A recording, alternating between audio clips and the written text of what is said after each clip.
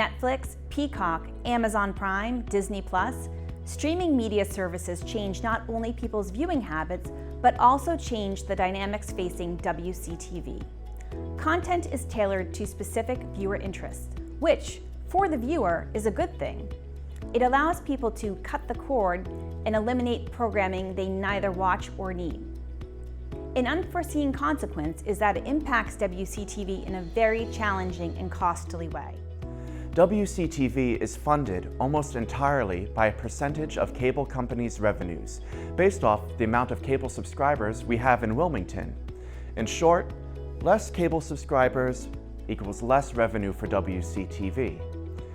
If you utilize any of WCTV's resources by creating your own program or watching local meetings and sports online, and you are not a cable subscriber, there is a way to help. I hope you will consider making a donation so that we can continue delivering these programs and more to you. For those of you who have made a donation, I thank you. We do receive these and we are very appreciative.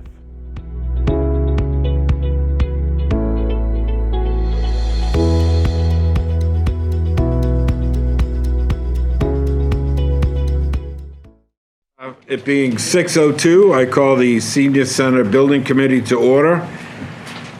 Seeing that all committee members are present, we'll avoid the roll call. Next item on the agenda is our OPM. We'll give you a review of our September 27th Board of Selectmen's meeting presentation. So, if you recall, we met with the Board of Selectmen. We were hoping to get approval of the St. Dorothys sites per the matrix, but they brought up a bunch of points that I think long-term are going to be positive for the project, and I think will be helpful for us to cross our I's, dot our I's and cross our T's. At St. Dorothy's, they kind of asked us to look for at the two accesses versus one access. There was some concerns about driving, it becoming a cut-through. They also wanted to make sure that, there was enough room for exterior amenities there, because the site has that dog leg, and would we be using the dog leg for amenities? Obviously, traffic studies also will be done on all the sites when we get to that point. But on that particular site, there's a blind corner that was picked up. On the Swain School, there was discussion about the constraint on student parking, on green space, and annual activities such as the 4th of July or any other town-wide events. Could those be mitigated and included into the project to make sure we have enough space? And the water table came up also with regard to the old cable TV studio in the Swain School flooding. So those were things that were also brought up. With regard to Glen Road, we had some considerable discussion about whether we could try to fit both projects on this site, as well as, if not put both projects on this site, would we need any portion of the fields, and what would that entail? So, we've been asked to demonstrate that option also. And a couple of comments on our presentation. They thought the presentation was confusing, and I would have to agree with the selectmen. It was confusing, we will certainly clean that up and make a better presentation in the future to the board. With regard to public outreach was brought up, I think, by Selectman Vendel. And he's correct. We haven't done any public outreach. And at this point in time, we are queuing up 3 newsletters that we hope to have out in the next 3 weeks. One being the history of the project from inception and the vote of town meeting authorizing the study. The second newsletter will be regarding the hiring of the team, both the designer and the OPM. And the third will be the beginnings of educating the public on the sites and how the sites fit in, and we'll probably at that point in time have more updated test fits. So that was my takeaway from the meeting. And, again, I thought it was positive, and I want to restate that because I know it doesn't always seem that way, but everything they brought up would have been brought up at one point in time, and we flushed it out at the beginning, and I think that we should be thankful. Yeah, I agree. We actually, we all worked on that together, so we put a lot of time into it, so it might have seemed clear to us, but first time for some people to see it, it was a little confusing. So we have to work on that kind of. Yep. So that's why we're back here tonight.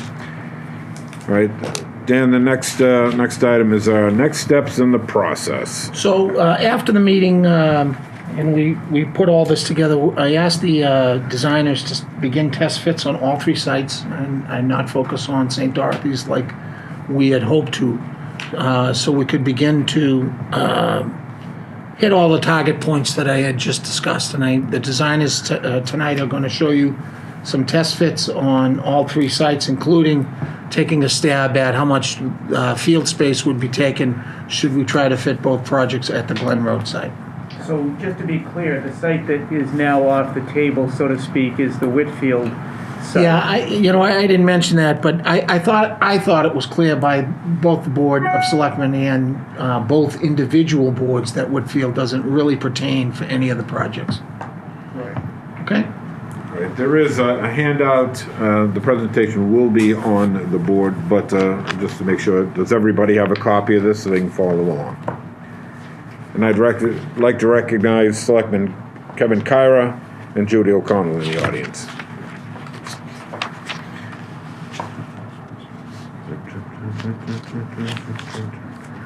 All right. Lee, Yes. would you like to Yes. I'd go love over to. these? Thank you. Thank you, George. I'm going to come over here and do my arm waving that I like to do because there's going to be things to point to. Thank you very much, by the way. I'm really excited to be back here and to speak to you about all of these site options. We put a lot of effort in over the past, let's be honest, 24 hours in putting these site test fits together. There have been things that we've been sketching on and thinking about, but this is really exciting to get to share them with you. So just as a review, can everyone see pretty well here? Okay, so just as a review, we're going to start in a little different order than your packet. All these slides are in your packet. I just want to put these together for a more smooth presentation. We're going to start at the Swain School site. So flip there if you want, or you can just watch it here. This is the view of the site showing the 2 big chunks of buildable area on the site. One in the lower parking lot area where the old school used to be, and then one on the upper area just above the big berm where the existing Brazil Senior Center is. So we're proposing at this point 2 test fits, just for discussion. The first one is a rectangular building rather close to the green with parking behind it. And the Brazil Center stays in place, and we expand the parking next to Brazil, and we're proposing a whole bunch of new parking for the new Senior Center because at 220 spaces in this configuration, we understand we have to respect both the Senior Center use of parking and also the high school's use for overflow parking for students. And so in this configuration, we're showing more than the minimum of 160 spots, 165, thank you, that was in the master plan. So it's more generous on purpose, and we're trying to maximize as much as possible the site for parking while putting our building in the most desirable spot we can imagine. So with this one, the entry's off of the inside of the site, so you would come in and park around back and then come in to the building. There's some expansion space off to the left of the building, and the outdoor patio spaces face the greens. They can be part of the visible community on Main Street or Middlesex. The second site, so I'm just going to run through these and then we can do questions and answers at the end if you'd like, if that's okay. The second version puts the building in an L shape up against what's left of the green space with a big old tree there. And in this case, the entry is off to the right. And so you'd see it as you came in off to the side. So the parking was in an L-shaped condition, whereas the other one was kind of all behind the building. Similarly, we'd also try to maximize the parking up at the top of the hill for the Zell Center. Now, you might notice these are kind of in the same place, more or less. They're kind of in the front corner of the site. And that's because If we pushed it to the back of the site, we'd have to deal with the slope, and we've already talked in this group that slopes and seniors are not a good mix. We want to have a one-story building. We don't want to have a two-story building. And so this is the most optimal location for this building on this site. So, next, the St. Dorothys Site. Sorry about the flipping through. As you recall, there's this big dog-leg section around the back of St. Dorothys, but the majority of the buildable area is really next to the church in the wooded site, which is pretty much flat. Two options for this one. This is your sneak preview. One option is to make somewhat of a C-shaped building facing south to get really good natural sunlight, and put all the parking to the left on the Main Street side. In this case, you could have your main entrance off of Main Street, and you'd be able to see the main entrance of the building, the vehicular entrance off of Main Street, sorry, and you'd see the main entrance of the building off of Main Street as well at the other side of the parking lot. So for this one, we're providing just the 165 spaces as prescribed by the master plan, and so you can see how they lay out on the site here. There's a lot of nuances on how we move through the parking lots and all that, but I'm just giving the overview at this point. You see off to the right there's a dashed line that connects to Glen Road, and that's the possible location for a second vehicular access point.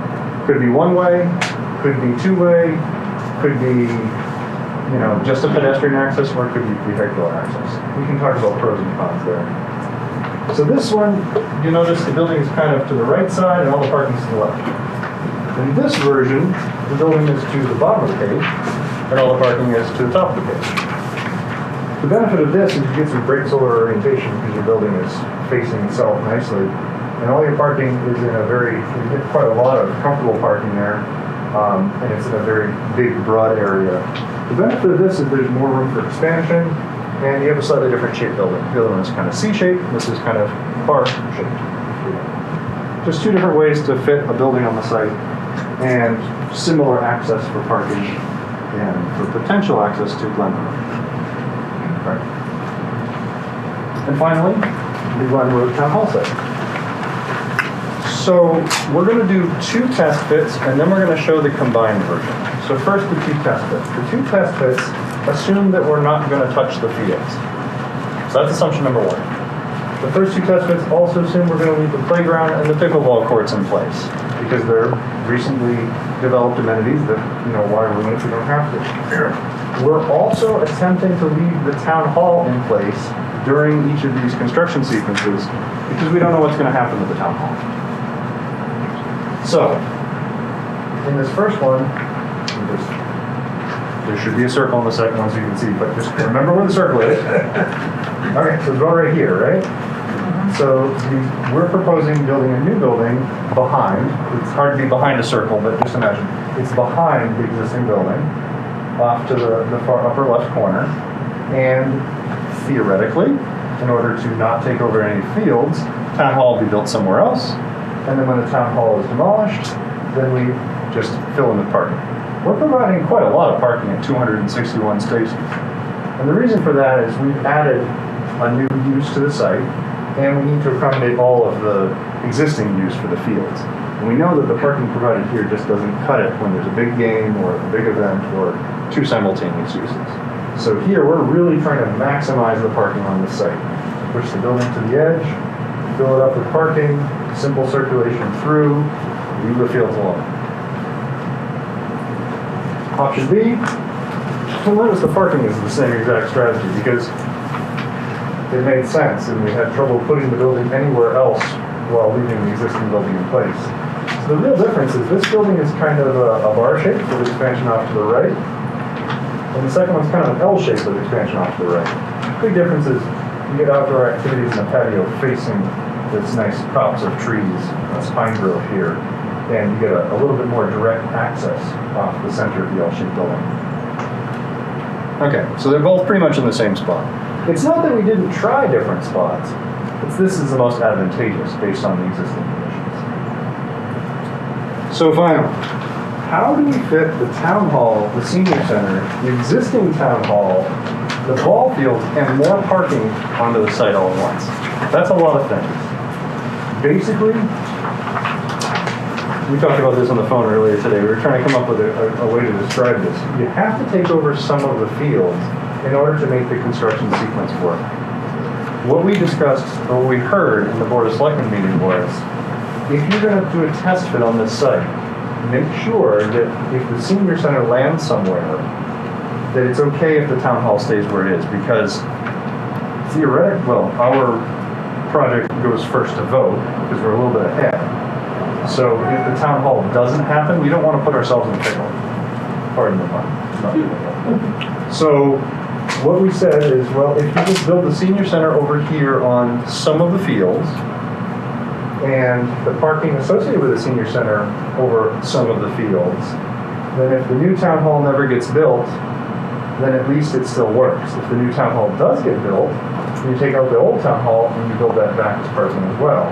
Now you've drastically increased the amount of parking on the site to support what fields are left, the 2 new uses, and the existing condition of the pickleball courts and playground. We tried recreating the fields somewhere, and the fields want to be as far from the access point as possible, because otherwise you have to go around it. And so to permit access to the construction of these two, we would go around the existing building, so construction access would go left, existing uses would go right, and then the parking lot would be built last. But the idea is to separate construction and daily use for safety. There's really no way to build back the fields at the front of the site because they're just in the way. I mean, anything can be done, but this is the simplest approach that we came up with. Whew. That was a lot of information. So, Mr. Chair, it's up to you as to how you want to do questions by site or in general. Well, committee members first. Do we have any questions, or who would like to start? I'll start. Okay, so in the one with the, at the existing site of the town hall. Yes. Okay, so This town hall. Yeah. this existing town hall, right. What, and this is a question probably, I'm asking for future. So if something like this were created, whether either it's just the senior center or the 2 buildings, what's the impact when the construction's going on? I mean, I rode by 2 construction sites today. They had fencing around it. They had very large equipment being brought in. They had materials that had to be stored, okay? Where's all that gonna go? That's an excellent question. If we were to take the 2 site fit scenario, for example, where the senior center is over here, I described that construction might go around one side of the existing building and daily use would go around the other. The construction site would be completely fenced so that people wouldn't be wandering in and out of it for security and safety. And inside that construction fence, there would be a layup area where materials, dumpsters, offloading, unloading, that kind of thing would happen inside that construction fence. It would be next to the existing building. So it would be the proposed building. So the proposed building would have a layup area next to it. It would most likely be somewhere on the way to something that you'd already be developing, whether it's the parking lot, the future parking lot, like it might be just right here, where you lay up your materials while you're building. That makes the most sense. You pick a spot that in the end you clean off and develop as usually parking lot space. And so while all this is going on, how are you going to access, do you think the fields are going to be able to be used at all, or Yes. or would they have to be relocated? Because the only thing I'm thinking of is you might have 2 events going on. You may have a Pop Warner game going on, and then the senior center is going to have their large room where they're having some function going on, which I think we've got one planned for around 250 people, right? That's right. That large, 256, I want to say. yeah, okay. Was what was outlined in Yeah. the master plan. I mean, just the other day, they were there parked up and down the street and along Glen Road, and it was only a Pop Warner game. So how is all that going to impact? Mayor? Yeah. So, it's a great question, and the truth of the matter is, we will do what are called construction sequencing drawings and sequencing as we get further down the line. You don't generally have all that information at this stage. I mean, we don't know how we're handling stormwater. Will the best perk spot be underneath the middle of the field? And do we need to take that temporarily while we build the stormwater management? Or is it closer to the town hall and we take the parking for the town hall? Those are all things that come out during geotech, and they come out as we develop those sites. What is being demonstrated here is a significant portion of the site can be taken, and about half of the site can probably be used during construction. So if both projects were to be built, I think we can demonstrate that the two furthest baseball fields could be used during construction. Now, we'd probably have to build a corridor for the kids to walk through, to get from one side to the other. But it can be done. It's not going to be a complete shutdown of the entire field if we want to put the building there. And of course, these again are test fits. He's showing you an L and a bar. When the final design is done, it may be a little ziggy and zaggy, and the parking may turn a little bit, and a lot of things change with engineering. So, for the purposes, again, of trying to determine whether the sites fit, we're demonstrating that they fit. I have two things on it. For the obvious, the two baseball diamonds have been taken away, but I'm thinking of the traffic study. I mean, you have the senior center operating during the day, you have the town hall operating during the day, and this driveway up to the end of the intersection here, just the impact that would have. In the final condition, yeah, that would have a greater impact by far, because there's now 3 uses at the site instead of just 2 uses. The town hall is also projected to be larger than the existing town hall, so there'll be the school administrative offices as well. So all of these are increased uses, and would further stress the one point of entrance. Now, I'm not a traffic engineer, so I won't speak specifically to it. No, we'd have to do that study, obviously. Absolutely. We'd have to do that for the planning board site plan review. I do want to speak to, both of you had questions about what if there's an event here, an event here, an event. This is showing a weird middle ground where everything is all at once, which wouldn't really happen. When these two buildings, the new senior center and the new town hall, are built, this would all be cleaned out and be parking, so there wouldn't be the access issues. The real pinch point of access is really during construction. It's during construction. And that's kind of the worst case that we're showing right now. But there is space on this site to separate construction activities from the town hall activities and the field activities. You wouldn't need the entire parking lot for layout. Again, I'm not a construction manager, but you wouldn't need this whole area. You could use just a portion of it and still maintain access like Dan was saying to the fields. Okay. But again, that one entrance and one exit, It's tight. That's really tight for 3. It is. Especially when just as the chairman said, the town hall and the senior center are both open fully during the day. They'll be parking up and down there. And that we're not talking summer. When the summer events come with the rec and students using the fields. Now, that can be seen as a negative, or it can be seen as a positive.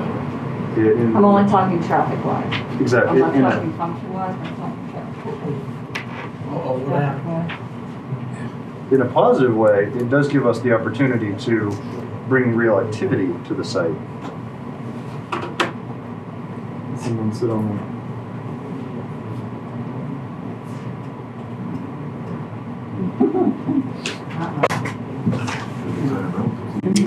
I think that red light just turned on, Lee, so maybe it's off now? See the red light under the center? There, that. We have a finicky wire. Oh, did I? If you touch it, it'll come back.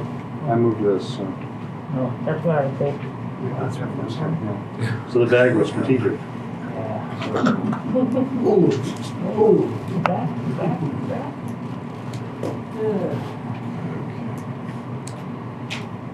The pictures you unplug it back.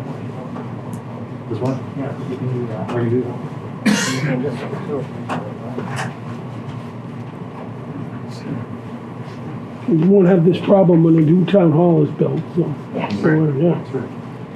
absolutely.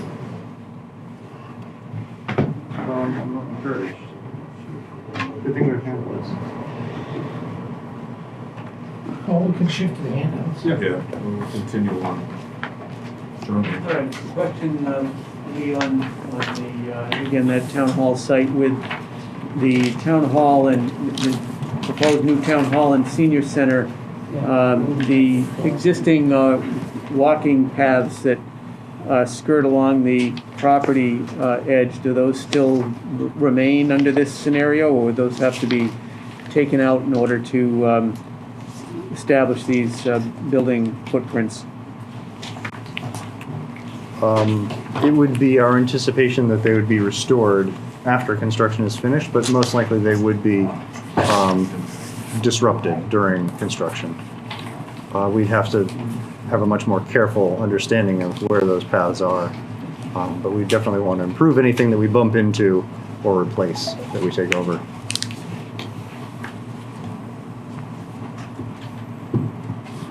Any other questions on this?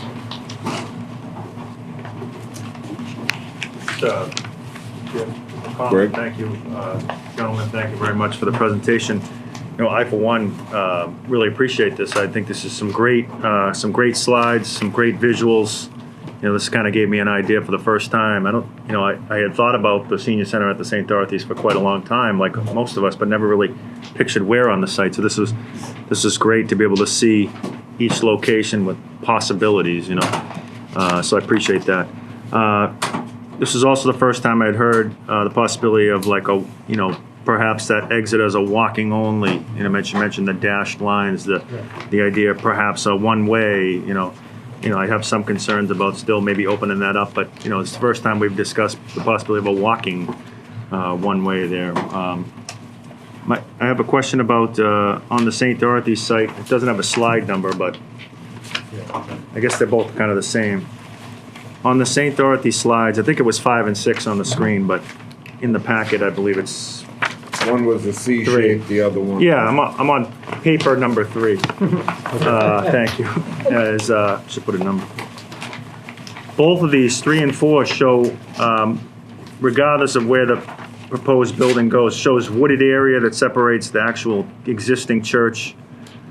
That would stay. So that wooded area there, you think we'd still be able to keep those trees intact? Yeah, the double dash red line that surrounds the site that you see, that's our property line. Yep. So we really can't touch anything outside of that. There are some trees that currently separate the parking area at St. Dorothy's from our site, so those would remain. And then depending on the desires of the committee and how we'd like to develop the site and what values we put on it, we may want to preserve some more of those trees to maintain a buffer, either from the church or from the neighbors. We've actively given a little extra dark green to the right side of the sheet, so that I still have to list. Sorry, it was just there. It was just there. So that extra dark green represents trees, and so we can because the whole site is treed right now, and some of them are quite nice, and some of them are just kind of like, you know, infill trees that have grown up over time. We can manage that tree edge to provide us a little extra buffer on one side or the other, depending on how we decide the best way to go is. I think the neighbors would really appreciate that. Yeah. The other thing was that, you know, it's nice because you could almost envision now, looking at this, maybe a pathway for people to walk over to Mass if the church, you know, is still there. Exactly. You know, worst case scenario, down the road, if the church wasn't there and something else was there, would still be a buffer. You know, I won't even dare to guess what it might be, but if, and I hope that day never comes, but if it was something else, there would be a buffer with that tree line. So it's nice that I'm able to see that there. So, Okay. It's not back up, but I think it's on page, this is a 3 and 4 here. Since you brought it up, I want to speak to the potential of the cut through if the street went all the way through from Glen Road to Main Street. There are a number of things we can do to prevent it from being a shortcut for the neighborhood. Actually, you have some notes on this. Yeah, right now, we could, use that cut, in order to prevent it from being a cut through, you want to make it inconvenient. So we could do a series or a couple of speed humps or speed dips. And there could be some signage. There are a number of items that we could do to discourage people cutting through and creating a shortcut.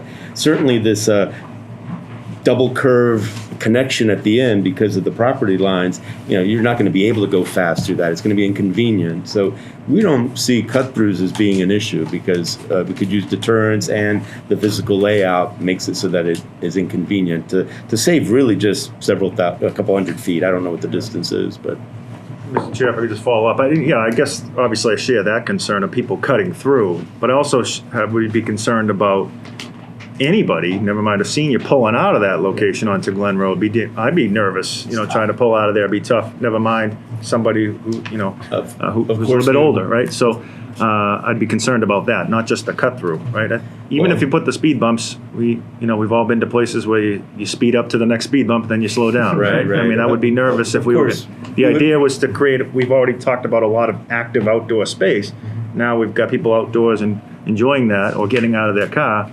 Someone's racing to the next speed bump. So that's one concern. The second concern is I guess I'd have a hard time. I'd have to look at it pulling onto Glen Road. I mean, right now when you come across from the church to jump across to a meeting here to come down, you got to say a few prayers. I was just on that road about half an hour ago. We all were. We would have to, not the buffer road, but the cut through. And so, you're waiting, right. Especially during peak hours. But I do appreciate the fact that you've even, shown us that. Tonight you mentioned, maybe it's a walking trail because somebody wanted to walk across the street. So again, these are things we hadn't really seen before, so I really appreciate these visuals. And just one more comment. We would engineer those intersections. They wouldn't be haphazard. They would be, engineered to the best of our capability to make sure that, safety is utmost. Lee, just so we have light and dark here. We have light green and dark green. Mm-hmm. Is that signifying anything? It is. We should have given you a little bit better legend. The light green is kind of open grassy space or open planted area, so no trees. And the dark green represents trees. And it represents trees. Mm-hmm. Okay. All right. And you can tell we haven't really put any walking paths or indications. Right. It's up for exploration. It's up for exploration. Right now, the whole site is dark green. Right.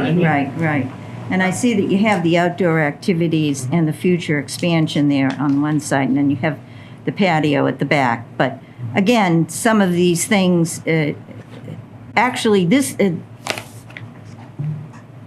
The one with the parking along the side that you said was the best because of the sun, southern exposure, which is really important. Yeah.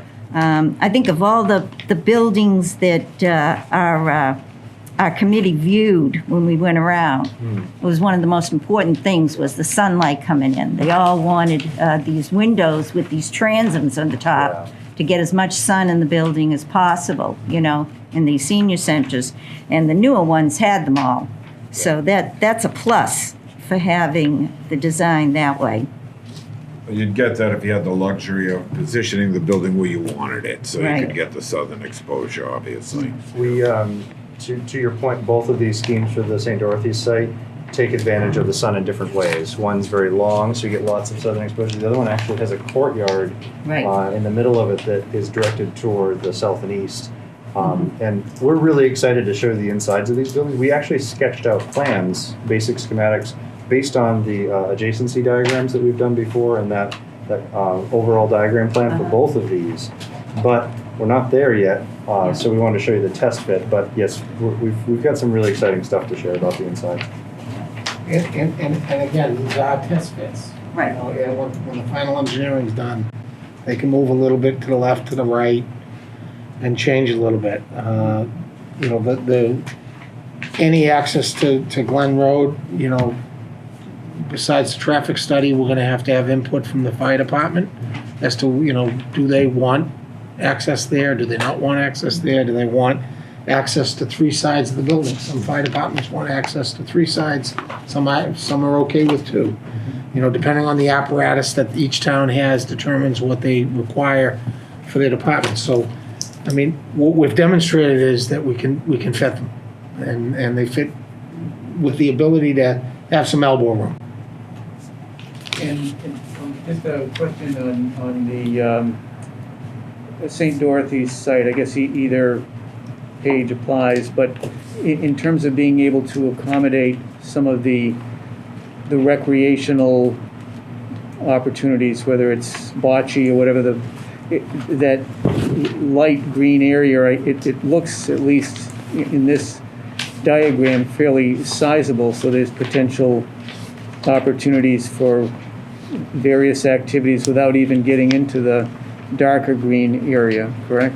Correct. It's one of the things that's a really substantial advantage to this site. The proportion of building size to a rather large square area on the site is very good to position building in a number of locations, the parking in a number of locations, and still leave a big chunk of the site left over for outdoor activities.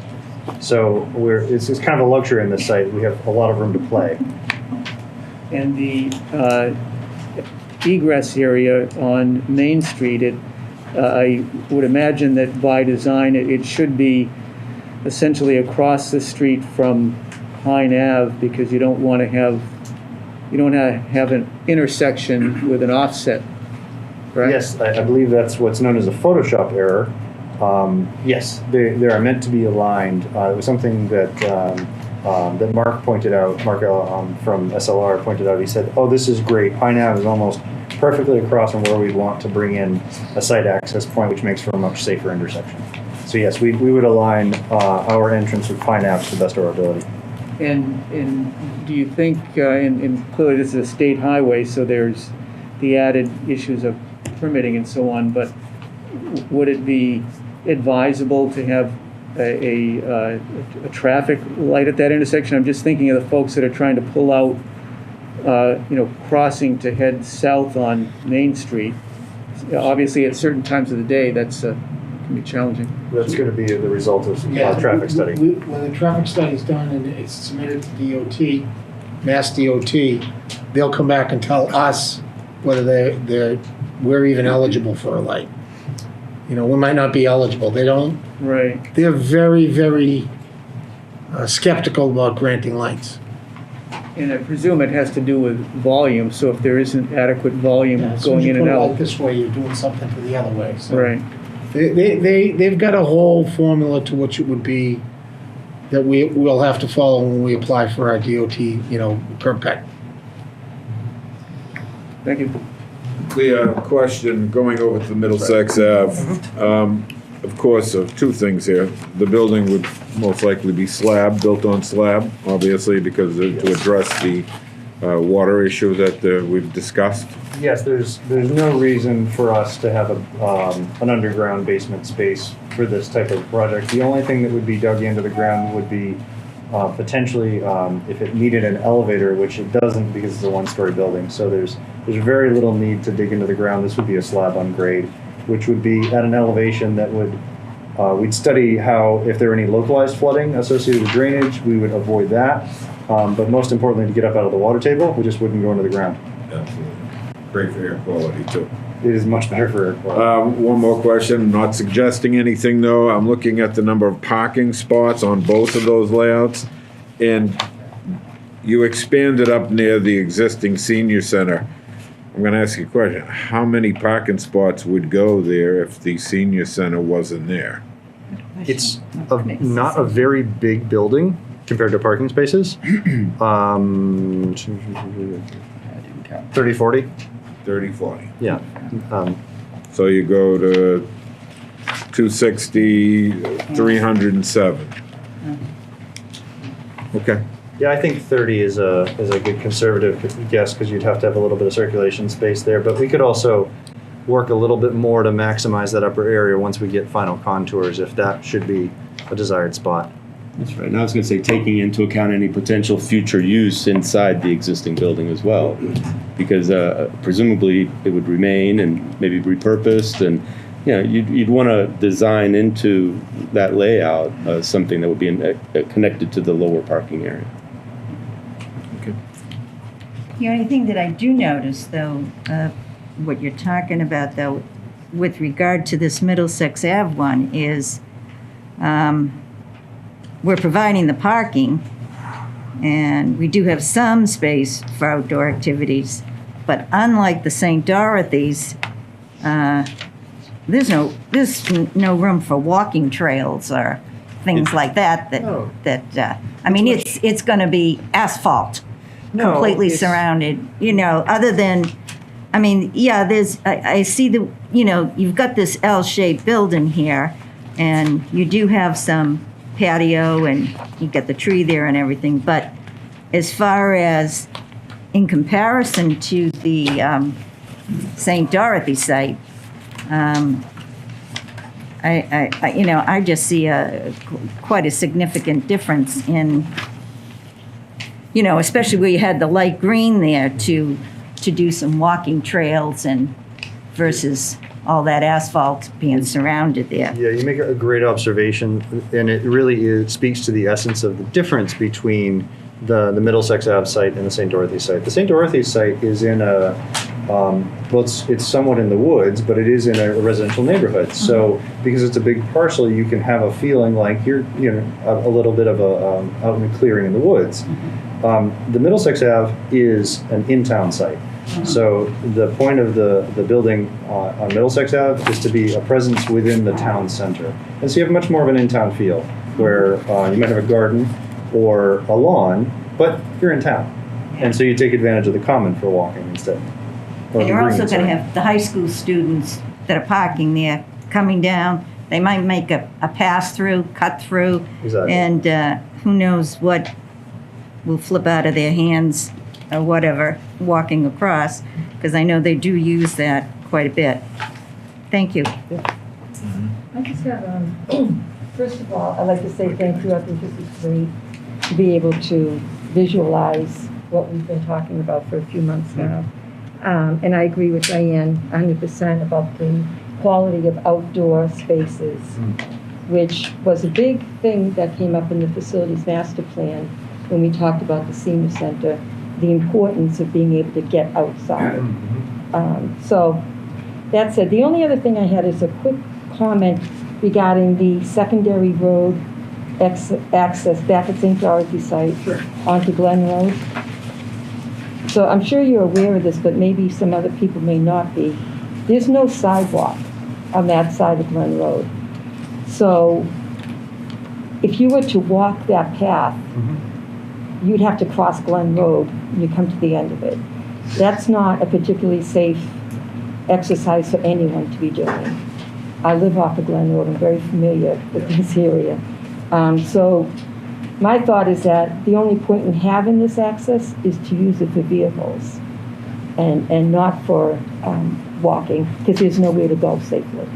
So in my mind, that there's a little bit more to investigate before making a final decision.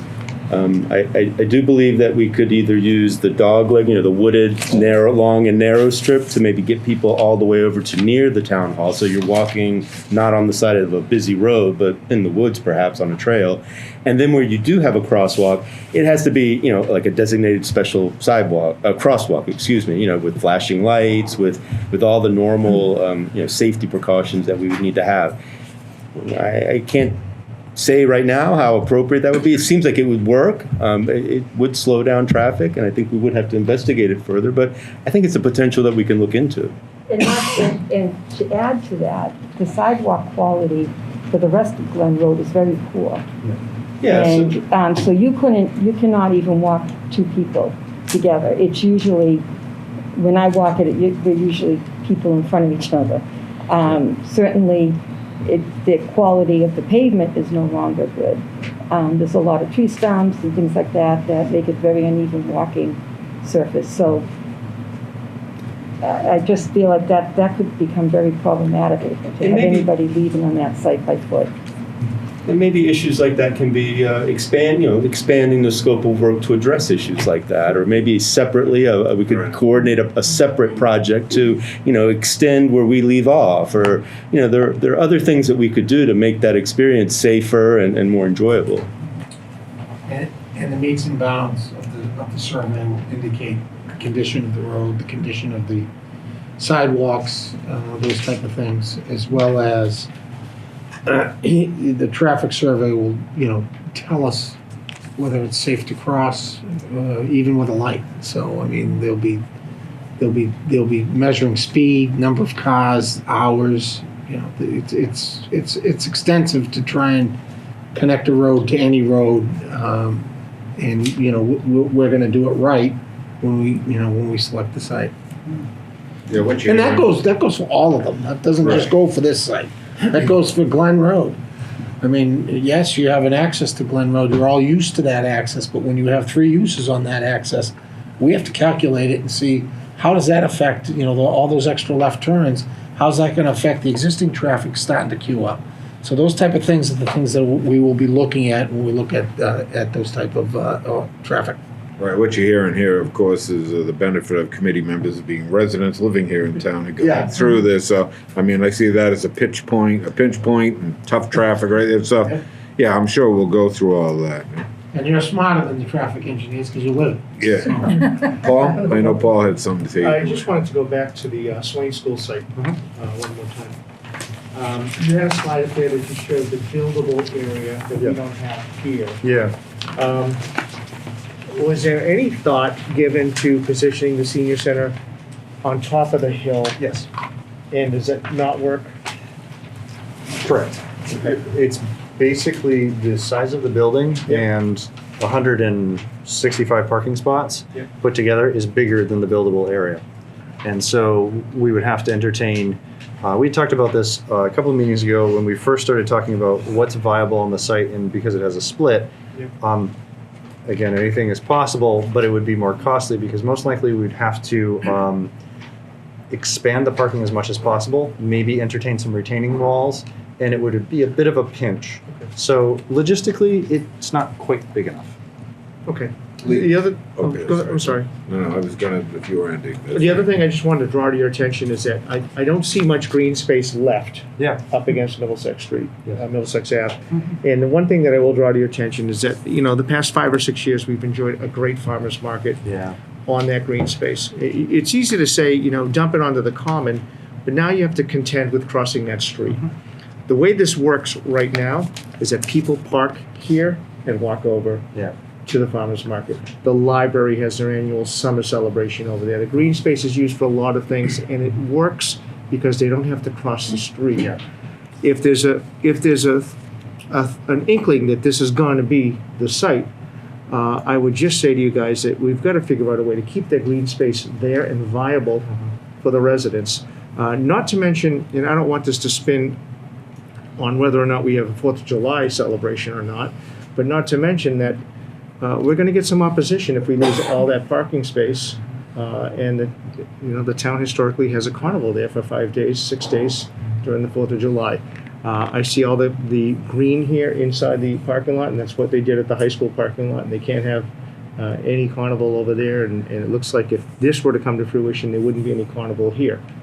That's going to be an element of contention at town meeting. Yeah, I thank you for bringing that up because that's a really good point. In any design challenge, there are often too many things to fit inside the bag. And so you have to pick out which thing takes precedence. In this test fit, we didn't have enough information on how big is the farmer's market, how big is the carnival. We had some information on student parking, and we had the information from the senior center. So we took kind of a senior center-centric approach to it and said, let's put it on the best possible spot, and then let's see how the other pieces fit in. And I hear what you're saying, actually it's a really exciting design exercise to incorporate a farmer's market with a senior center. I think that makes a lot of sense. And so if this were the site that we'd proceed with, we'd investigate knitting those two uses together so that they amplify each other. Sure. And we get the most out of it. But to your point about crossing Middlesex to get to the common, I think that's a challenge that much like the discussion about the St. Dorothys Site and how to get across Glen Road, it would be a similar discussion. You have a beautiful town green. What better place to put a carnival if we could only get across the road? So then maybe the issue is, how can we get from the high school and the parking that's at the high school and the parking that would be here to the center of the town green, and as an exercise for the town as a whole, rather than trying to solve everything on the Swain School site, picking and choosing. That's it. I just wanted to draw that to your attention. That's great. We do have hundreds of students that cross that every day. Yeah. A question, I'm probably going to ask this more on the town hall side, but Lee, again, this would affect the existing senior center. Any consideration of, you're talking about retaining wall on that slope, building it into that slope or utilizing that and pushing it all the way back?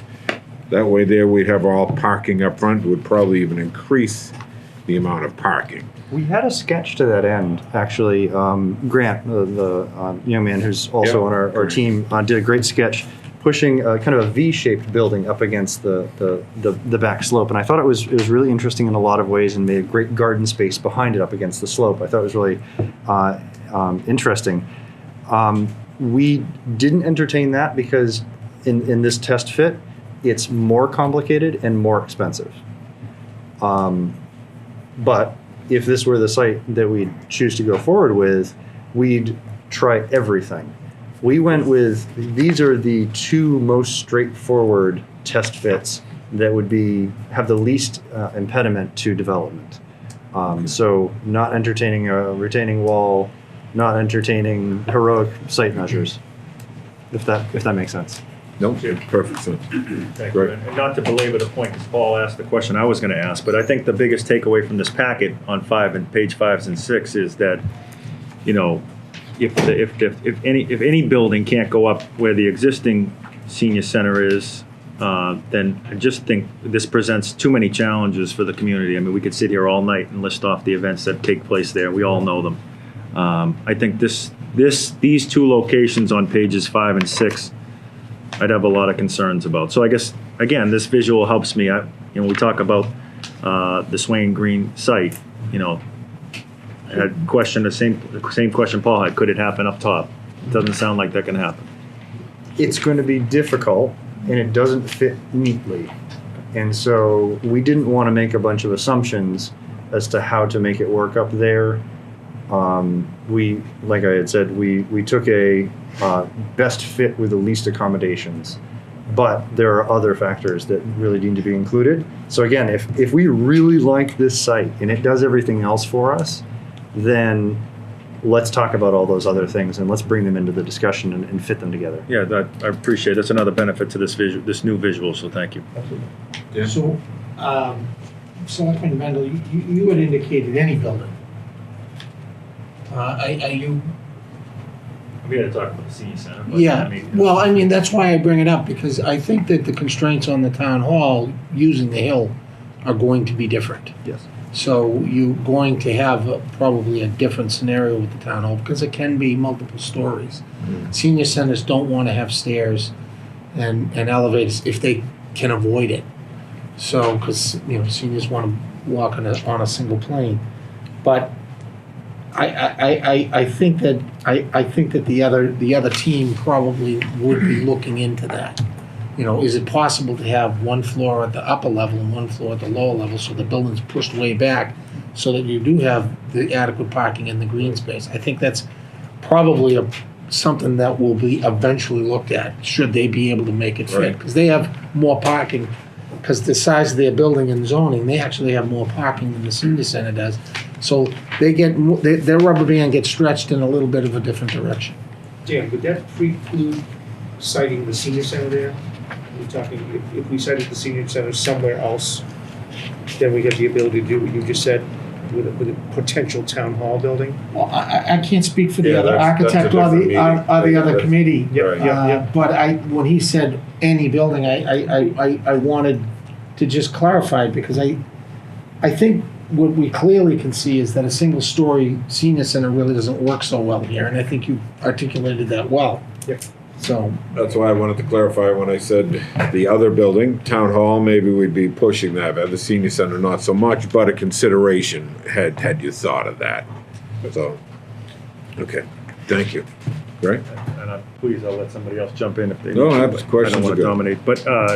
But on each one of these slides, I appreciate the fact that you have with the black dashed lines here for the possibility of future expansion on each one of these. So I appreciate that because certainly we could find ourselves in the future, 10 years from now, 20 years from now, where we need a lot more space than what we planned for today. So I guess the question that begs the question, though, if we're considering the possibility that we may need future expansion, which you've clearly indicated here, I just ask you straight up, on each one of these 3 locations, could a second floor be fit there? I know it affects parking and other things, but could it Second happen? floor? A second floor, yes. Instead of lateral expansion? Correct. Of Because we're talking about future expansion. course. It just introduces an elevator from the beginning. Right. We'd want to build for it from the beginning because we're probably talking about, well, I'm not going to make any assumptions, but most likely the construction technology that we were going to use is something that we'd want to build the volume all around and maybe finish out the second floor later. Would any of these sites be eliminated? You know, if say the town decided we want 2 stories, would any of these be right off the table? No, Okay, making a 2-story senior center would actually make the site test fitting easier because we have a smaller footprint. except at St. Dorothy's, where you'd then be competing with the volumes of the adjacent dwellings, Right. the housing dwellings. I think the building would start rising above some of the houses. Right. And so don't get me wrong, I mean, you clearly indicated the possibility of future expansion. That doesn't mean it has to go lateral, right, left or right. I mean, if we end up with a situation where we need double the size for our senior center, in 2031, we're gonna say, where she thought of that we considered it at least in 2021. That's why I raised it. Yes, and the reason we show expansion off to the side is because it's easier to add to the side of a 1-story building Right. than it is to put another 1-story building on top because of engineering. Infrastructure, engineering. Because the bottom floor of a 2-story building is the 2-story building portion. That's the one with the bigger foundations and, And the most obvious answer to that too is it affects the cost, obviously. it definitely affects the cost. You're automatically in elevator territory Right. and stairs and, yes. I would be remiss if I didn't point out that one of the senior centers that many of you visited, Westfield, does have a second story that they built in advance and left unfinished and then eventually expanded into. But that's in line with what Lee's saying. You wouldn't build a 1-story building and then add to it. You'd build it as a 2-story with expansion space above. It would increase maybe the initial construction cost, but you'd already have a space ready to expand into when you want it, and that you could use as storage in the meanwhile. You may or may not know this, but do you know how long it was before they expanded into that? We did ask. I think they used some of the storage space immediately. They have not yeah. expanded. They have not expanded any program space in it, and it's been It's storage. 7 years now.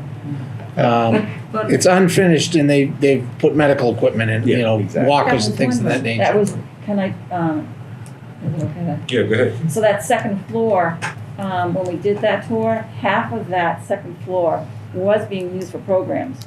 It was just the other side of that second floor that there was the size, a little less than half of that building that was used for their medical equipment, which was storage. But they didn't use that yet. They had the men's billiards, men's cards, Yeah, and and a the classroom. And where were the 3 billiards tables? Those were upstairs too. They were upstairs. Yeah, they were like 3/4 of the building. Billiards is big out in Western Mass. I don't know what to tell you. They all have them. Thank you. Yeah. Mr. Chairman, one other thing, as I look at this last sheet here of the one with the 2 buildings on it, Teresa, see if you remember this, when we were doing the master facility plan, and we were talking about adding on to this building here, the architect said it could never take a second story. No. The building was not made. However, he said, you could build a building behind it, a rectangular, he said, and have a pass-through. And that's exactly what I was thinking about here, the existing town hall with an addition in the back, and he said a pass-through. Otherwise, he says, that's about the best you would get for any renovations to this. Do you remember it? Yeah, I remember you actually had two of them off of that, and I said it looked like the Starship Enterprise. Right, exactly. Exactly. Yeah, remember that? I remember that exactly. Yeah. I would love to say that, to take credit for reading the master plan so carefully as to mimic it. I did read it, and I must have internalized it because, Yes. yeah, it's a good solution. Yeah. Yes, it was. It was one of our considerations, right. Any other questions? All right. These are great layouts. Yeah, there's a lot of information here. Yeah. And Pictures I- worth 10,000 words, as they say. Thank you, yes. I do want to offer, there's a lot in the layouts that we can dig into in the future as well. We bake a lot of assumptions into these, best practices for parking layouts, trees on medians, incorporating your zoning requirements for off-street parking. We took that into account as well.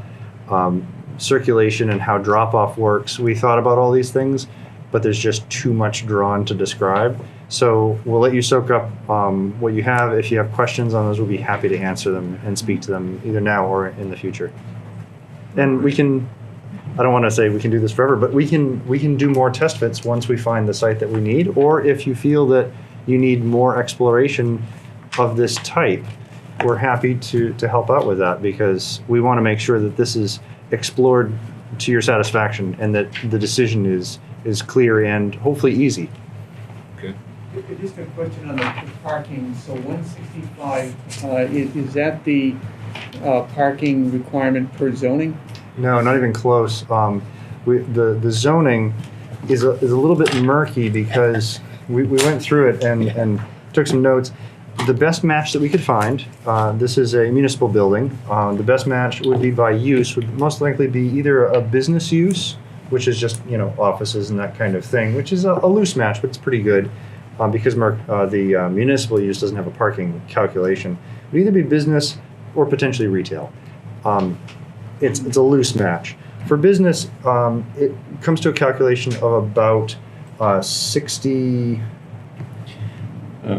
spaces. That's right, using the business. 60 parking spaces for the 18,000 square feet that we're proposing, which based on that calculation, probably on a daily use, but not for any particular event. The 165 number comes from the master plan and is a direct result of a calculation based on the occupancy of the largest room.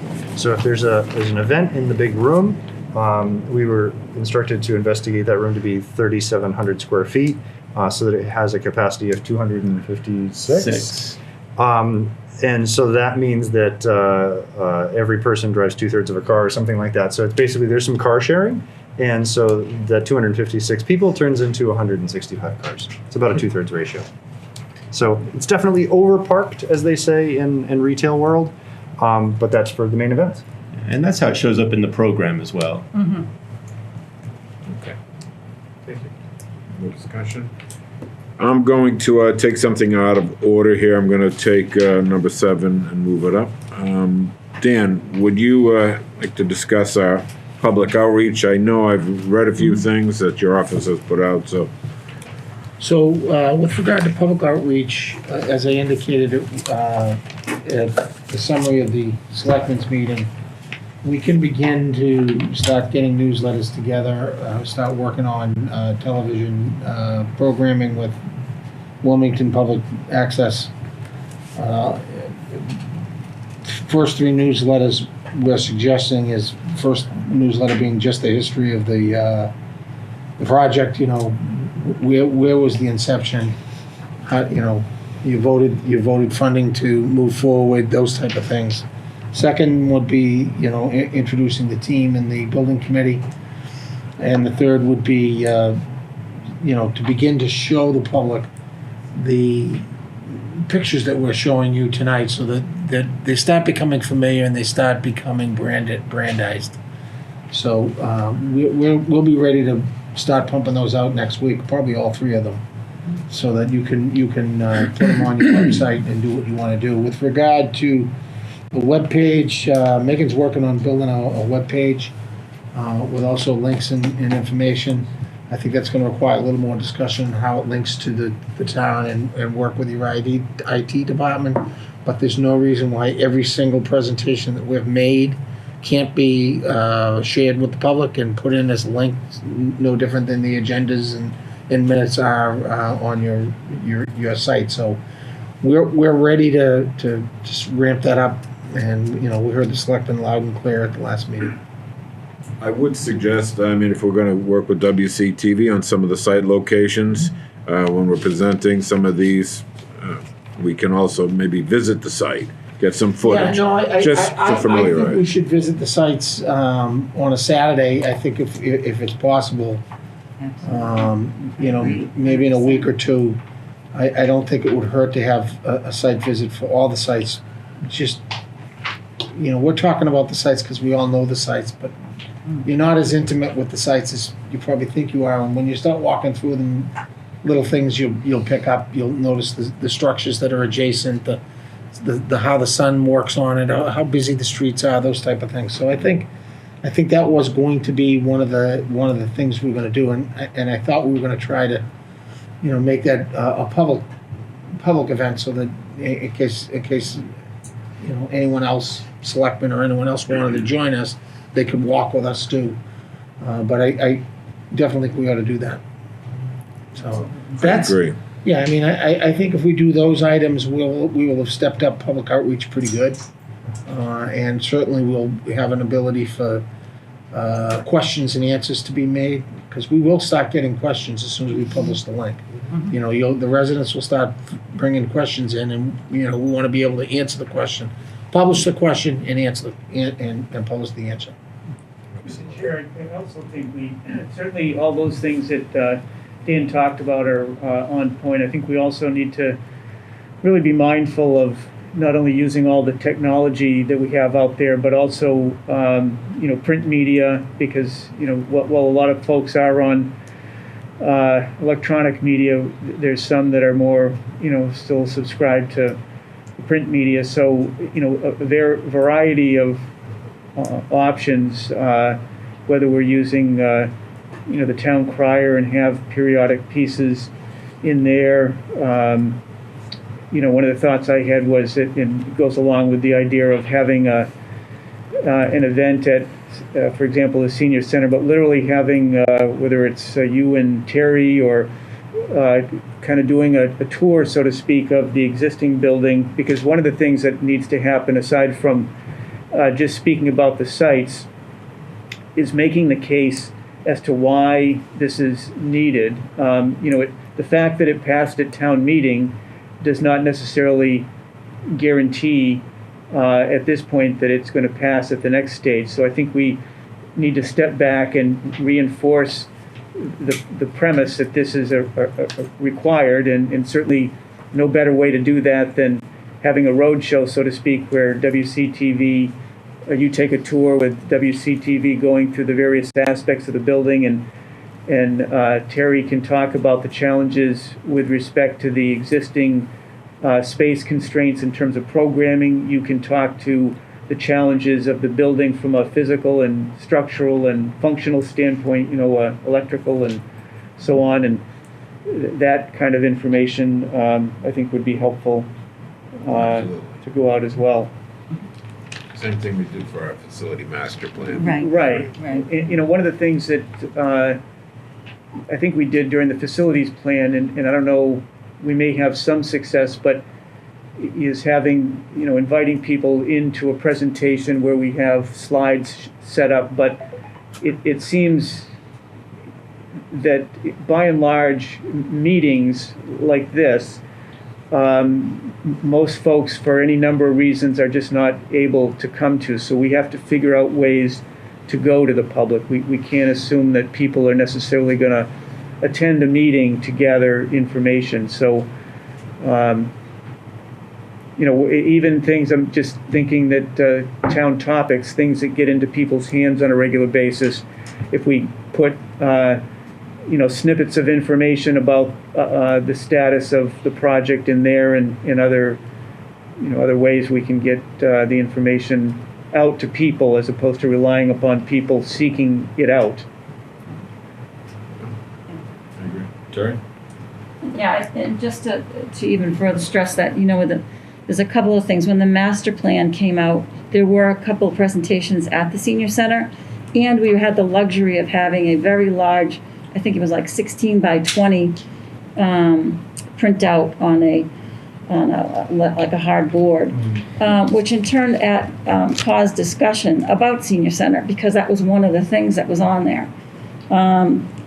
So that discussion has been for quite a while with that master plan and putting a senior center. I think that discussion at that time, it was Kendra. She was a part of it, and she also had Valerie with her, and there was quite a discussion, and it brought up some great questions. So we saw that as being very good and feeling a part of it all. The other thing I think is important is the population.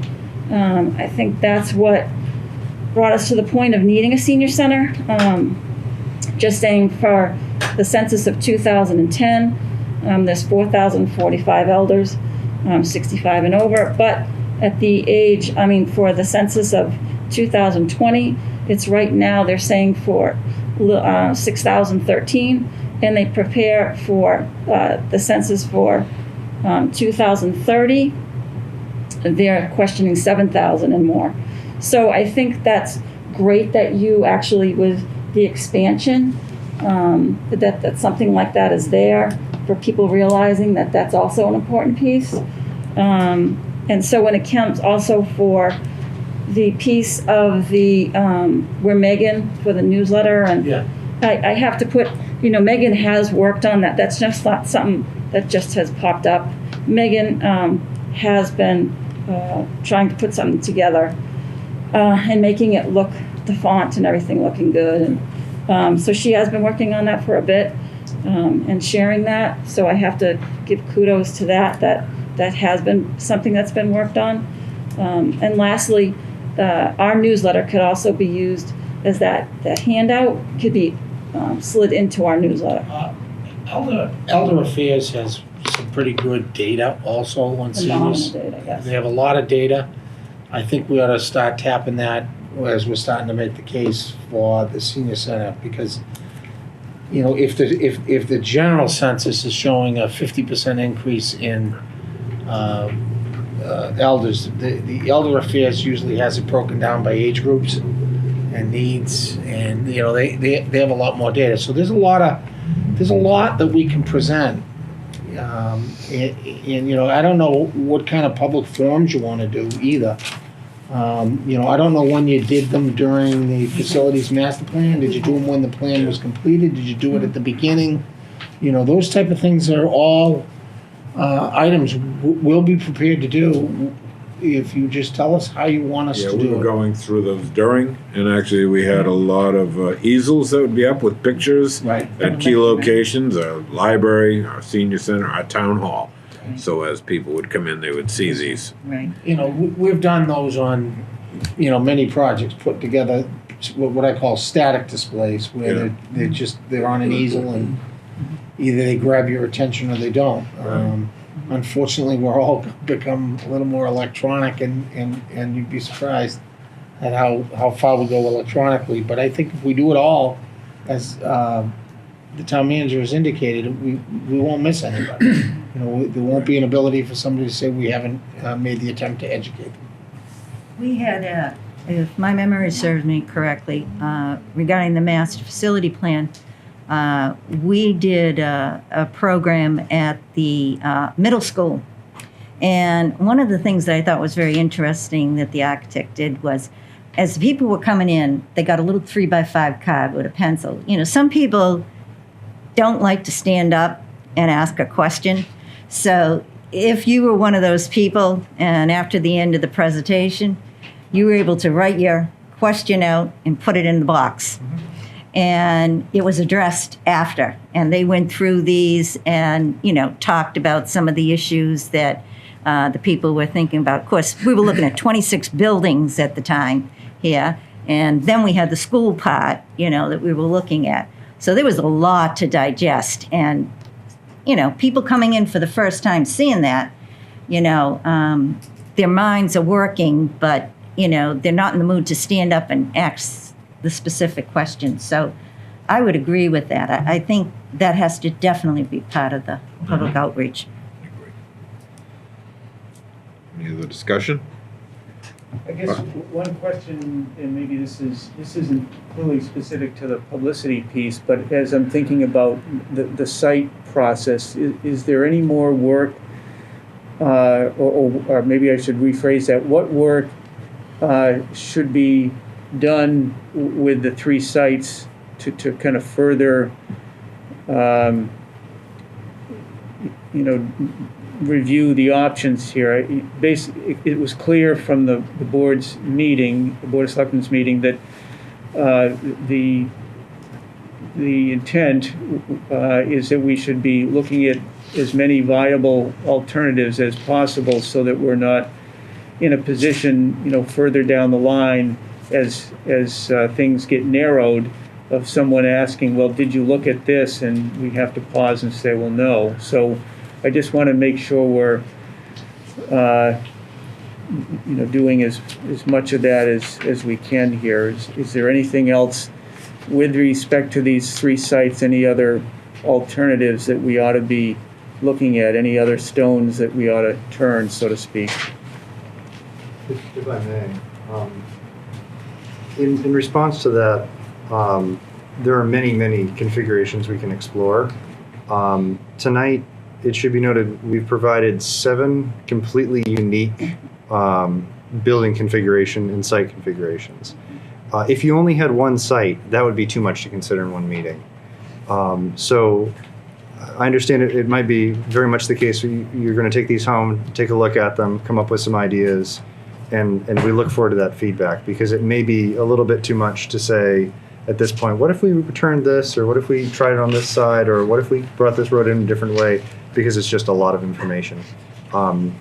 Usually if there are this many diagrams presented in a public meeting, we might say, well, we don't like 6 and 7, let's just scratch those completely, let's try to narrow it down. But because there's 3 different sites and there's only 2 options per site, it becomes just a lot of information. So I might offer that we have some way to collect comments over a short amount of time, like a week, to be able to respond to those, rather than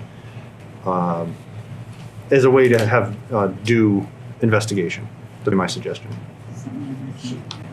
I envision when we asked them to do this exercise after the selectmen's meeting, was that they would come in with exactly what they came in with, and we'd get a little more feedback from the board, and have them do a few more test fits on each of the sites based on the feedback from the board and the public. And, at the next meeting, revisit whether we've got enough information to kind of meld in a direction. Whitfield has been eliminated. Will we be ready to eliminate, 1 or 2 more at the next meeting? I don't know. So I think that we've provided you with a lot of information tonight. Yeah, There's a lot here, and I think I agree that you guys all need time to digest it, and we certainly will be happy to. Everyone has my email address. You can send the questions to me, and I'll get them to the architect without responding to each other due to the open meeting law. And we'll send them to the architect, and when we come back in 2 weeks, we'll have the questions and the answers and a couple more test fits. And then I think we'll be ready, hopefully, to move a little forward with on-site selection. I mean, that's how I envisioned it. If you guys disagree, speak up. Can I just step back for a minute? When you say test, Well, I mean, he's shown you 2 locations of the St. Dorothys Site. I mean, there's clearly can be many more The locations. stack of sketches. But I just didn't know the terminology. as Yeah, to- that's what I meant. I'm sorry. I apologize. I'm just, because I'm not, No, so I'm just trying to catch up with the no, it's terminology. my fault for not making it clearer. And, and I also think we should delve a little deeper into the fields question and get a little more with regard to how, what we heard today was, can you still use the fields? Well, let's demonstrate whether we can use the fields. Let's demonstrate how much parking we have it. Let's get that graphic better with the town hall being shown for the next meeting. And I think since the fields is an option now, are we going to be needing to replace the 2 fields that we're taking up? So, and if we are going to replace the 2 fields that we're taking up, let us know where, so at least we can give you a rough idea what that cost is, because that will become part of the decision-making process. There is a cost to taking up and replacing fields. The other thing, Dan, I think too, that's important in some of these is to talk about some of the utilities. I mean, we know for sure that the St. Dorothys Site has water and sewer and gas. 3 very important and positive, especially from a building standpoint.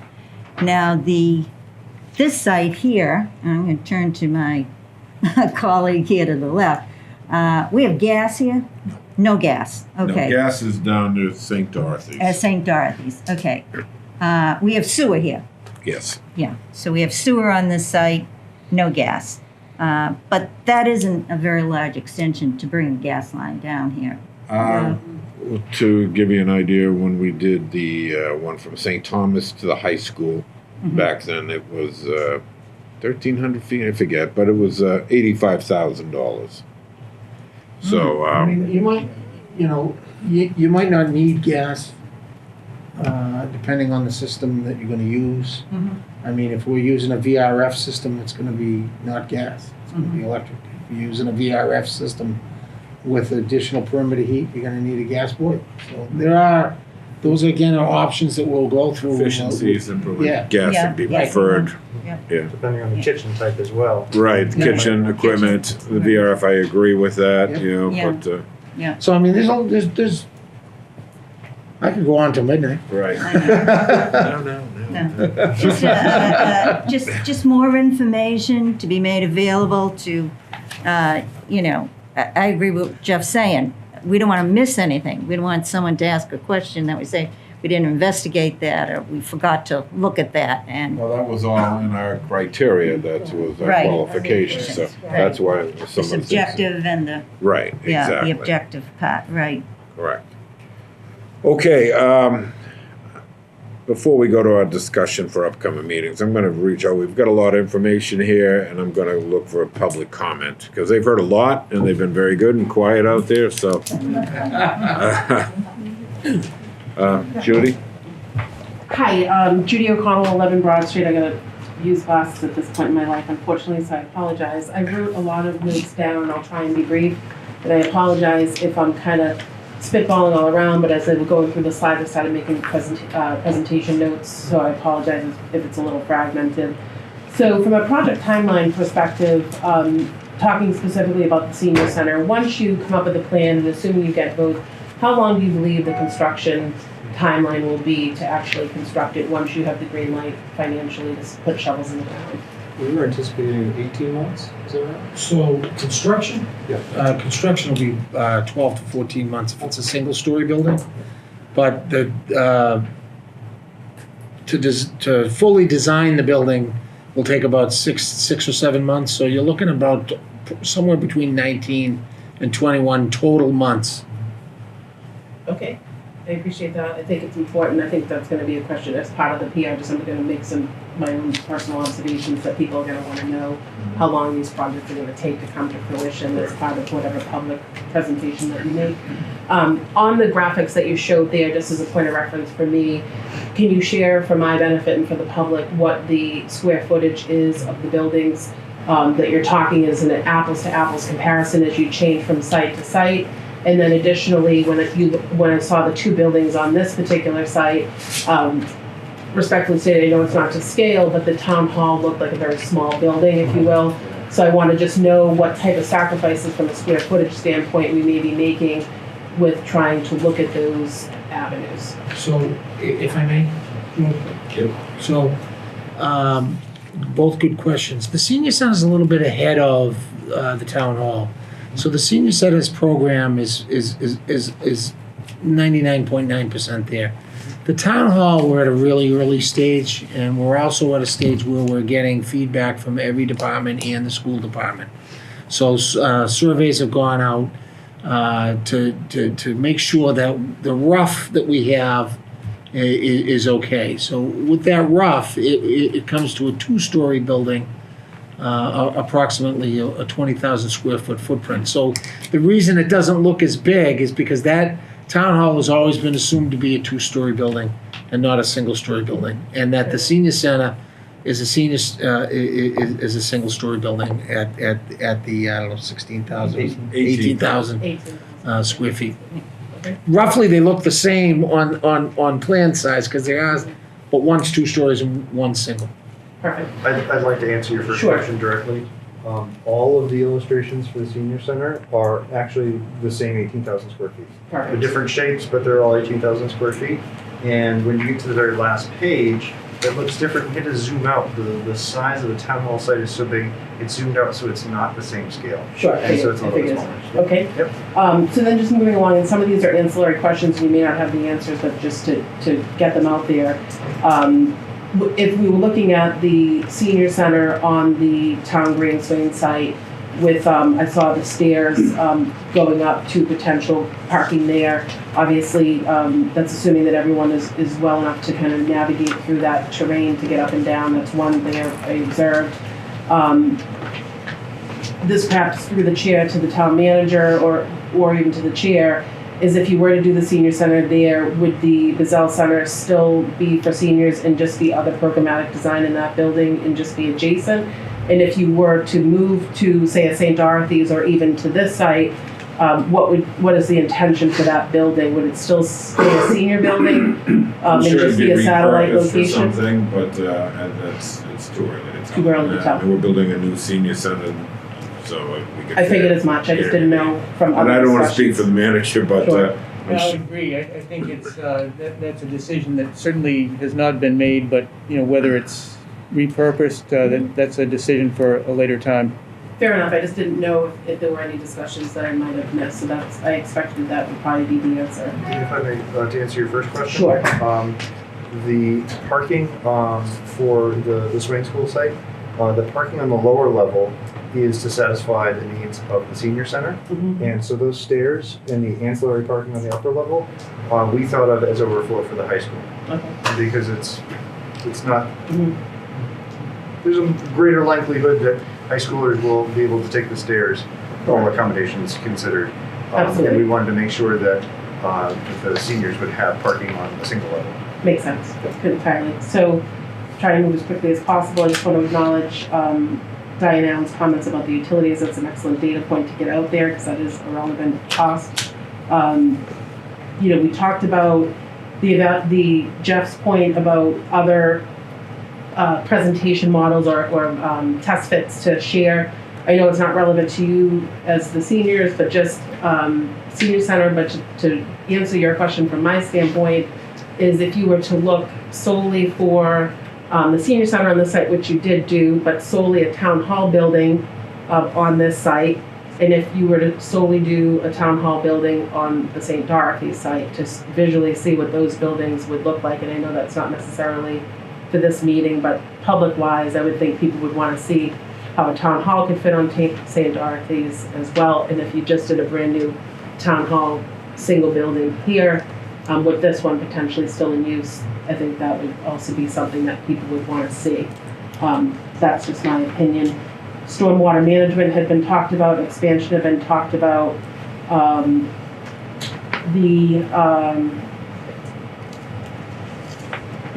made a lot of notes here. I talked about the walking paths. I had a question about that. the traffic studies you had brought up.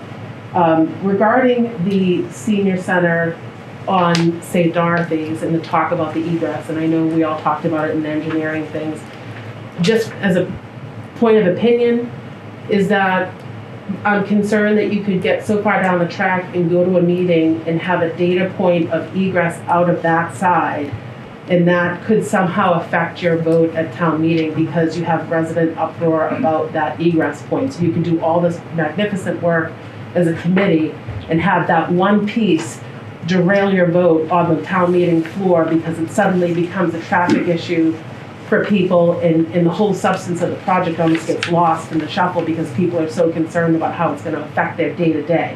Because there's going to be people that are voting on this that may not use the facility that you're intending to build, but they're going to be impacted by the result of it being built in that location. So I just want to just know that I said that to you, that I think that that egress point is really going to become a problem.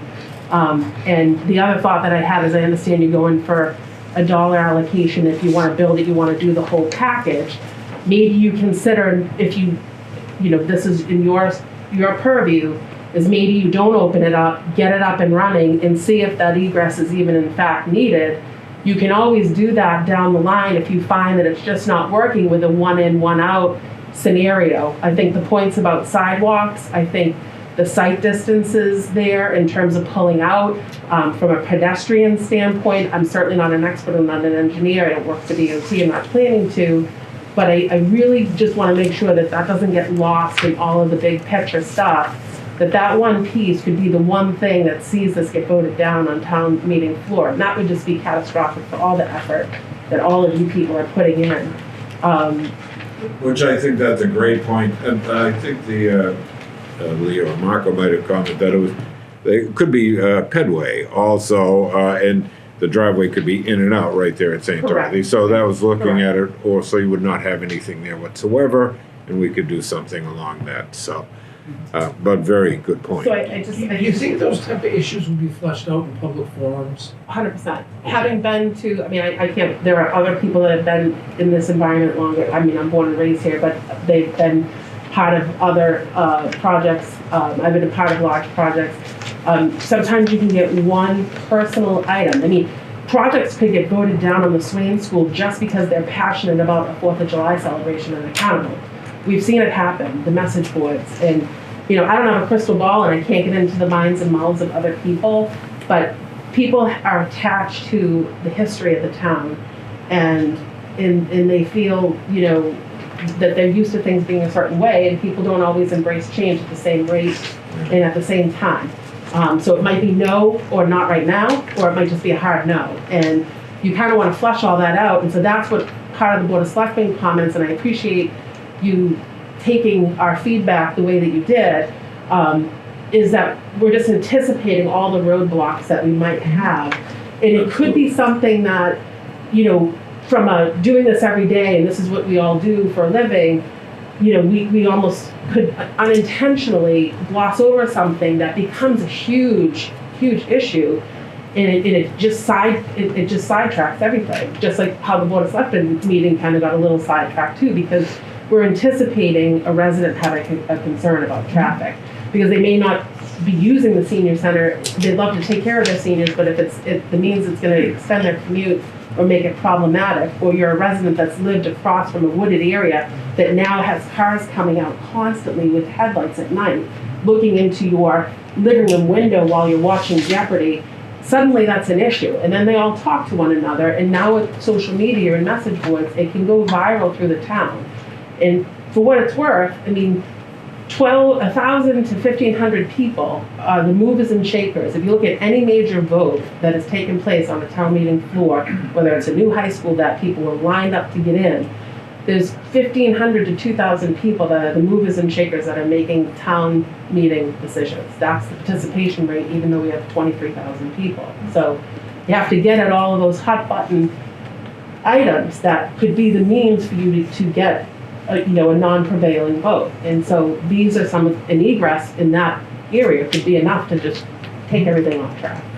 So I think I've made that point. And you'd agree that would pertain to either a town hall or a senior Correct, center, depending on right? the egress, just that traffic pattern alone. It's a very thickly settled Right. area. There's a lot of school buses, things of that nature. So I think that's important to make, and it probably went on a little bit longer about that than I should have, so I apologize. I will say, even to Diane's point about the construction concerns with multiple projects going on down here, the town has successfully done it with the high school project. We had kids going to school with a brand new high school being built right beside it. You guys know the area, you've been through it. That's can't find a more tight site than the ones that you're potentially looking at, quite frankly. So I would just share that to you, that I think it can be done.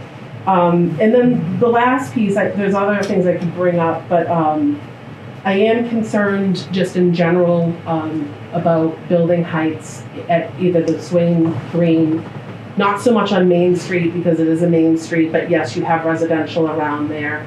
But I would have concerns of a sizable building going even on the Town Green site if it's built near the hill, for what it's worth, because of that School Street, Drury Lane, and that, you have houses looking out at a skyscraper.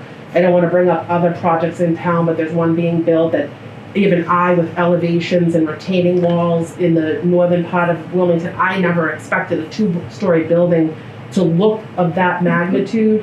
So I just want to say it for purposes, I'm very sensitive to building heights. And so, in summation, my goal in coming here was to say that I'm open-minded and I want to be an advocate for both projects. The presentation contents that you were talking about and the deliverables to the community excites me.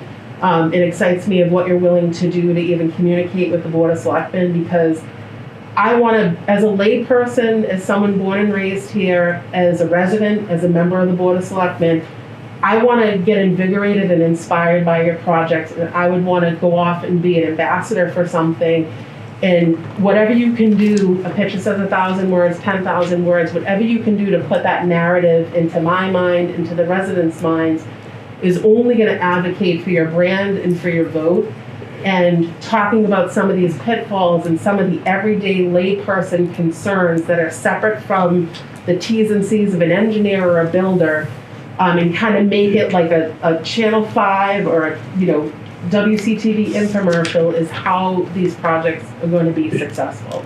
And I think the public safety input, in conjunction with your expertise up front, to know how our police chief and our fire chief feel about egresses and safety patterns with sidewalks, I think it would be beneficial for you to get some briefings from them at different checkpoints throughout the project, so that you don't get too far down the track and then you have a conversation with our fire chief or police chief, because people in a town meeting setting are going to ask these gentlemen to stand up and weigh in, which might be separate from any traffic study, because they trust the local professionals. So I just share my points. I appreciate your time. I'm going out of state for a wedding, and I stayed back to come to this meeting, so I'm not going to stay for the entire meeting. But I changed my schedule to be here just because I didn't want this committee or the other committee to think that I wasn't vested in this project. I'm coming off of COVID. I've been on quarantine for most of September. That's why at the Board of Selectmen meeting, I was not physically in the room, because I was still on quarantine. But I intend to stay involved and be getting briefings, and I appreciate future briefings coming to the board, as if I didn't have to be in this meeting, that I would still get the same information, if that's helpful, in a narrative or, a matrice or a combination of all of that. It just helps me. We try and go to as many meetings as we can, but frankly, we can't be everywhere at once, and we have different work schedules. So when I know later on you're going to be talking about your meetings, so through the town manager, I've had a conversation with him, and the Board of Selectmen chair, whatever you can do to see that we get your meeting dates as quickly as possible, so that if we can attend your meetings and be supportive of what you're doing, I'd like to do that if I can be notified of when you're meeting. So I appreciate you giving me extended time, and I thank you. Thank you. Thank you. Anybody else in the audience? Sir? Hi, Ken Clarkin, 39 Reno Road, also Chairman of Elderly Services Commission. I have questions or whatever on both the Middlesex Ave site and the Town Hall site. First on Middlesex Ave, we've really got two different parking areas or two different uses. Can we break that down to show not 220 in this case, but what's the senior center parking versus what is the high school parking? And I'm surprised, I guess, to see the Buzzell Senior Center is still there. Is the plan, are you planning to give us a project cost for taking down the current Buzzell Center or leaving it up? How is that? And this right here is going to remain. It's going to remain? Correct. Okay, so the plan is not to tear it down?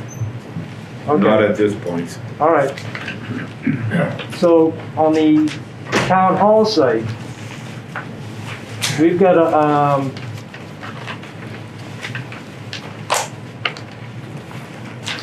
we've got two things here showing the existing Town Hall coming down.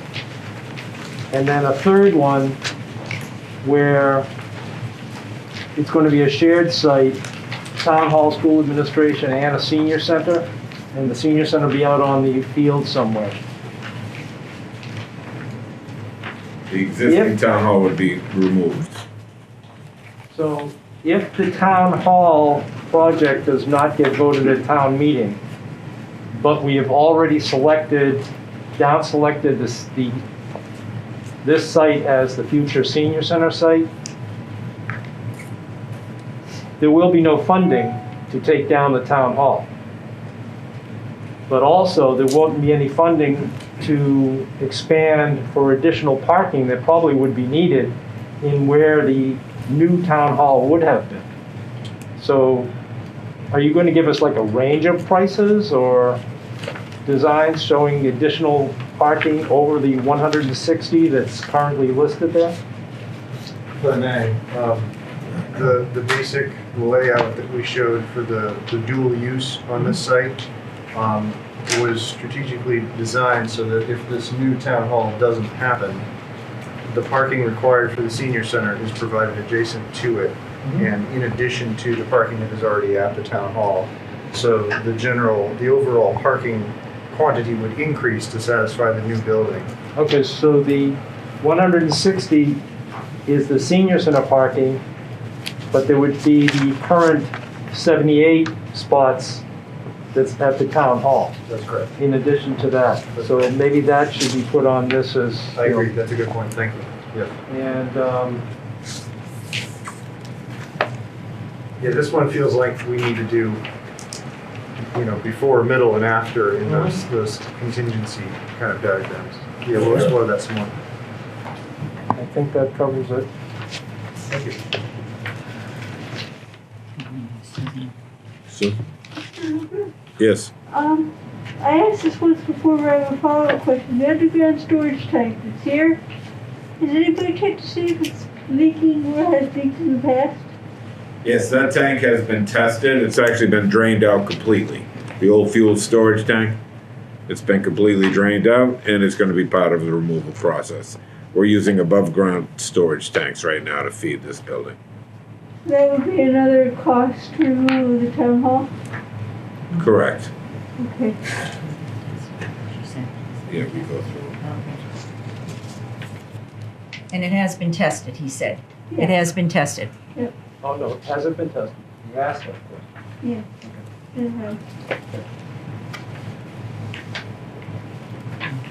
Question up back? Thank you, Mr. Chair. George Allen, 7 Stone Edge Drive. Couple of questions. First, I'll get rid of the mundane one. If I could ask the architect, the plans you have, there's 2 different scales on them. What are the scales? Are they 1 inch equal 100, or what is the scale on those plans? These are not to scale, they're for illustrative purposes only, because we weren't sure, because when you project them, they're not to scale. The printouts, we just printed to 11 by 17 to maximize the visibility of them, so they are not to scale. Okay, sorry. All right, another question, maybe for Dan. Dan, is it the intent, or are we gonna talk about maybe doing some geotech work at these 3 sites? I know in 2013, when the special town meeting in November voted the money for St. Dorothy's, Jeff had mentioned during that special town meeting that GeoInsight had done at least a preliminary environmental assessment of the St. Dorothys site. Are we going to do a similar environmental assessment of the other sites? So an environmental assessment is different than geotechnical work. An environmental assessment is generally, I'm sure they did a phase 1 assessment prior to purchasing the property. We did the phase 1, we did do some boring, so you can go on to To a beyond little that. bit of geotech. Yeah. So we are in the process of soliciting quotations, which we're expecting next week for all 3 sites. For all the sites? Yeah, including survey for all 3 sites. Because that's gonna be important too in terms of evaluating the sites. They're going to be used one way or the other for the town, and so we're just going to get that work done. Okay, and then following up on what Judy said, and she hit it right on the head. We talked about the criteria. We were talking about objective criteria and subjective criteria. And what Judy is talking about is the subjective criteria.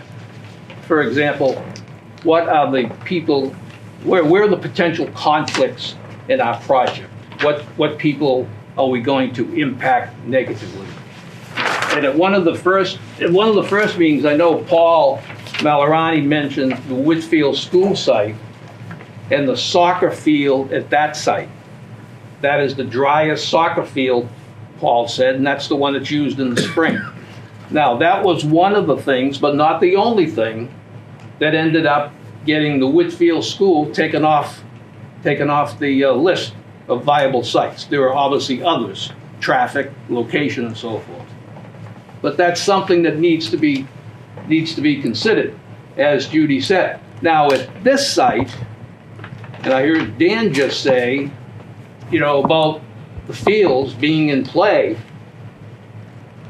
in my opinion, we talk about roadblocks.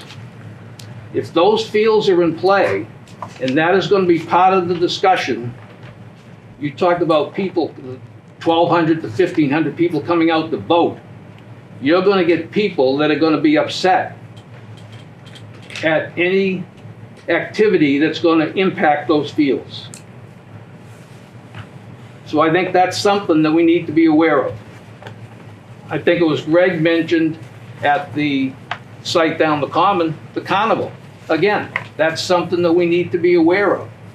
So we've got the objective criteria, but we also, let's not lose sight of the subjective criteria and see what groups these sites will impact that will affect an approval at town meeting.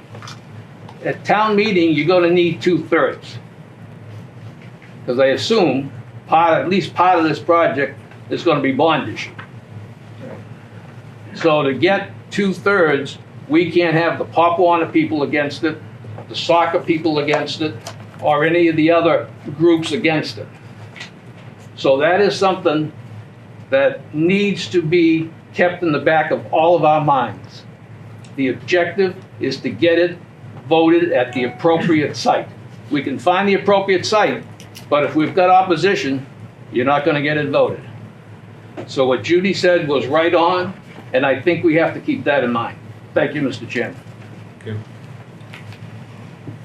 Any comments? Any committee members? In the back? Hi, Deborah Russo, 902 Lord's Court.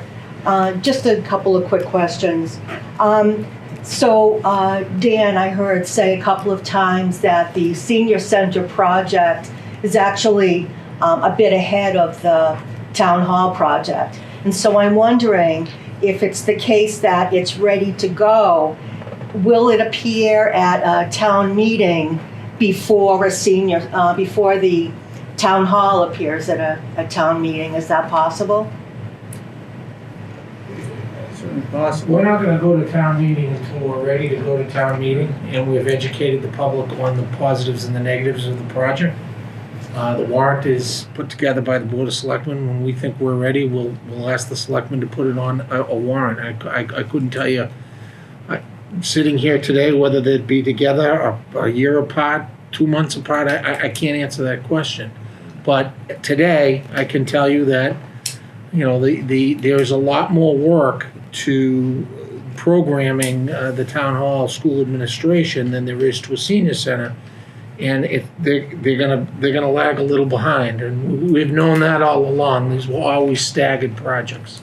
I get that, thank you. I guess my question is it conceivable that one could appear at town meeting if the other one doesn't? Is it possible that the senior center could be voted on? Is it possible?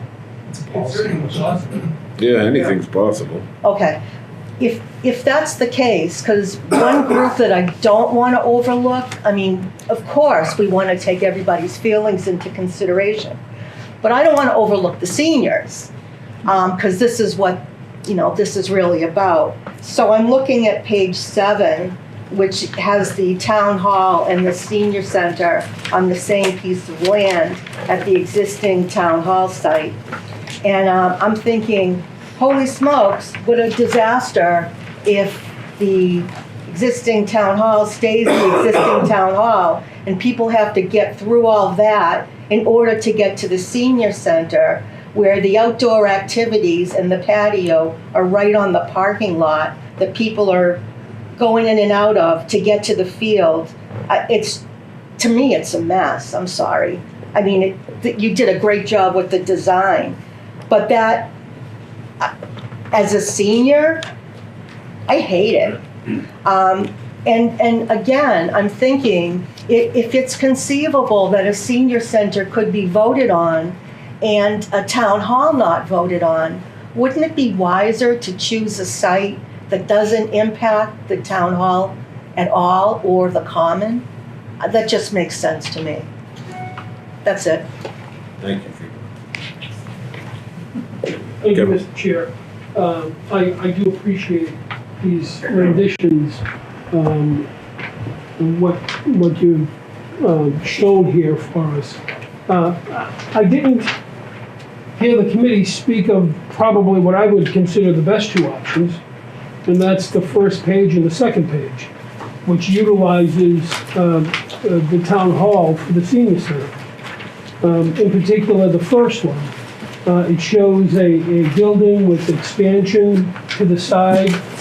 Then you could probably even go more in expansion with the outdoor activities as well. It demonstrates that the senior center can fit on here with more than enough parking, and it also shows that the seniors would be able to utilize some of the recreational areas that are here in existence now, meaning the pickleball court, which cost the taxpayers around $80,000, and the playground, which was mentioned at one of the meetings where the seniors can take their grandchildren and enjoy together that piece of property. It also shows in the Pine Grove area that you could probably put bocce courts and horseshoe pits or whatever you wanted to do for activities. But the key to it is that it's not touching the ball fields. And that is, as Mr. Allen said, is important. In talking with some of the Pup-Warner parents, they're perfectly fine with the senior center here with the fields, either accessing them during construction or even not, and having the opportunity to go to Yentile facility for games and activities. Regarding cut-throughs, so you're talking about putting a pedway or a cut-through at St. Dorothy's, because you're talking about safety concerns. Here, if you put the senior center at Town Hall site, you're not going to worry about a pedway cut-through or people crossing Glen Road. You have one access in, you have one access out, and you have total safety if those people who are going in and out drive at the appropriate speed. I just see this as a great opportunity. You mentioned that the fields can remain active while there's construction.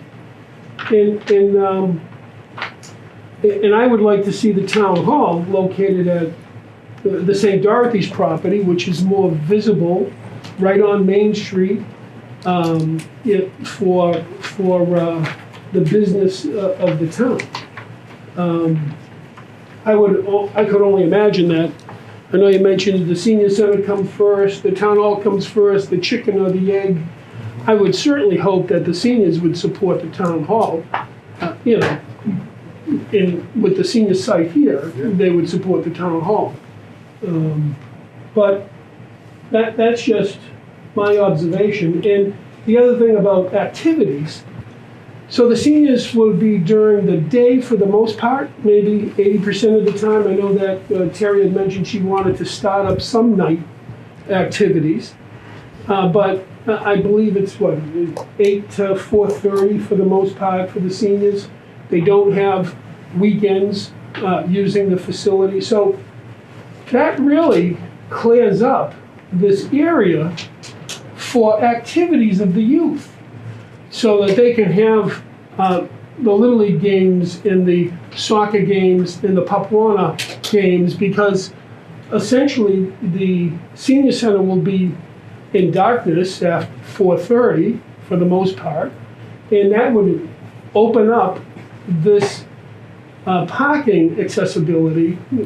And right now we have a problem with the parking, as you know, but it certainly would solve that for the youth sports.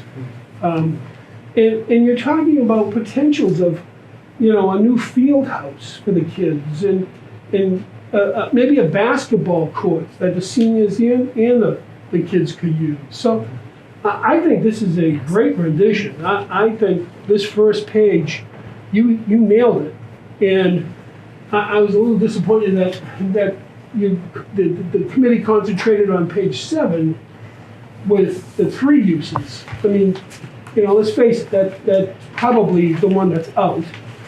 But I'll tell you, this first one is right on, and I can't wait to hear the architect's rendition for the town hall and the school administration over at St. Dorothy's, because that would be the perfect site. Thank you.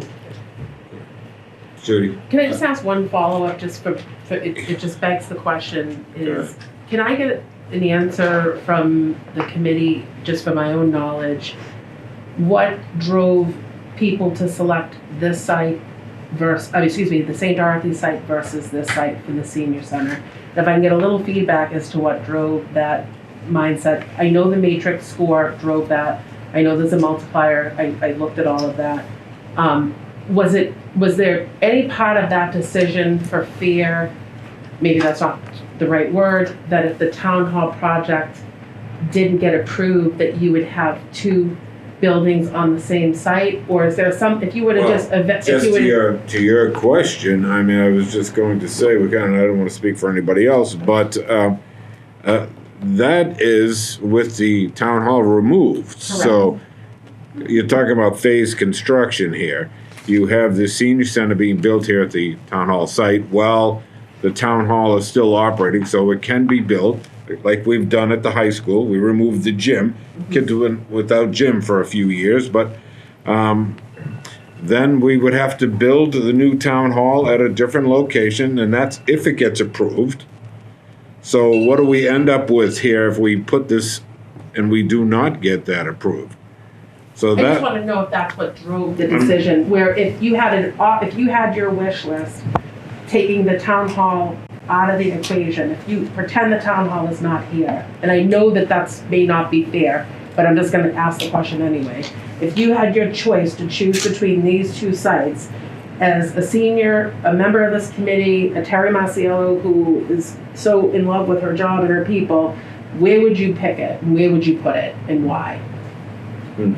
Well, there's a lot there. Like I said, utilities, a lot of things come into play on it. So, I mean, I'm not going to speak. Would you enjoy this landscape better? in terms of having these amenities here in this large open green space and being kind of tucked away for safety? Would you enjoy being on Route 38, a main corridor? Do you see the benefit of having potential walkability or commutability to the plaza, having the bus get there, being able to walk to service? So I just want to hear directly from all of you, what your mindset is on this. Well, I'll speak first. That was one of the priorities that I thought of. 54 years living in this town and also being a member of St. Dorothy's Church, I felt that, yes, the sidewalks are there. If the seniors come out, they don't have a ride or whatever, and they've got to get themselves the supermarket or whatever, at least they have the sidewalk on that side to go. But more importantly, I think the layout of the building itself, okay, and many of the buildings, again, this started about 2.5 years ago, I've got to tell you, Judy, that a committee was formed, and we visited about 6 senior centers, okay, of which none of them were combined with anything. They all had their own space, okay? And the feeling that I get from being at St. Dorothy's is, first of all, there's a nice buffer that's going to be created. Secondly, there was never anything there, and hopefully that all the geotechnical work comes out good. But unlike, who knows, when you tear a building down or whatever you're going to build, you never know what kind of contamination, or as they call it, change order, a word that's bad news to everybody, okay, that comes up. But it's virgin land, okay, and it's a nice site. I would agree that maybe we hold off with regard to the other exit onto Glen Road, because Glen Road, as we all know that have lived in this town for years, that's a pass-through, okay, for people going to Tewksbury and into Lowell, all right? They avoid our main street and they're buzzing down there, come from 3:30 on. But the other thing is, I think that as a senior and myself going and being at this facility, I sometimes like the quietness, all right, and not having some of this other activity going on and being, I don't want to say competing with it, but as everybody mentioned, when COVID hit, okay, the one thing that the seniors did was they got their coffee and they sat out on the common, all right? And everybody said, what are the seniors doing there? Well, what they were doing is they still wanted to be together and have their companions and have their time, okay? So they sat out there and they enjoyed it. And even though COVID was going on, many programs were being done outside. And they didn't have that competition of other things going on in the background. And when I say other things, that could be the pickleball courts, which I've got to tell you, the other day, I could not get one. And I was not a happy camper, okay? They were all taken, and someone said, we got to build more pickleball courts around here. They were all retired people, pretty much like myself. I was there at 9 o'clock in the morning. And, but I think that, speaking from my age anyway, I like the quiet. I like having the groups that we want to meet with outside. Terry has this men's group, breakfast men's group that she meets with, and I've seen it. And it's so nice, even though she's got the tent there, and they're just away from that busy part of the street. So if you were to ask me between the two sites, that's why I would like St. Dorothy's. And I think from the expansion standpoint, we have more room, especially where it's going to be a single story, that Marco has said on more than one occasion. I know he's got the vision already in his mind and we haven't seen it, but he said, I have a layout that would just be beautiful on that site.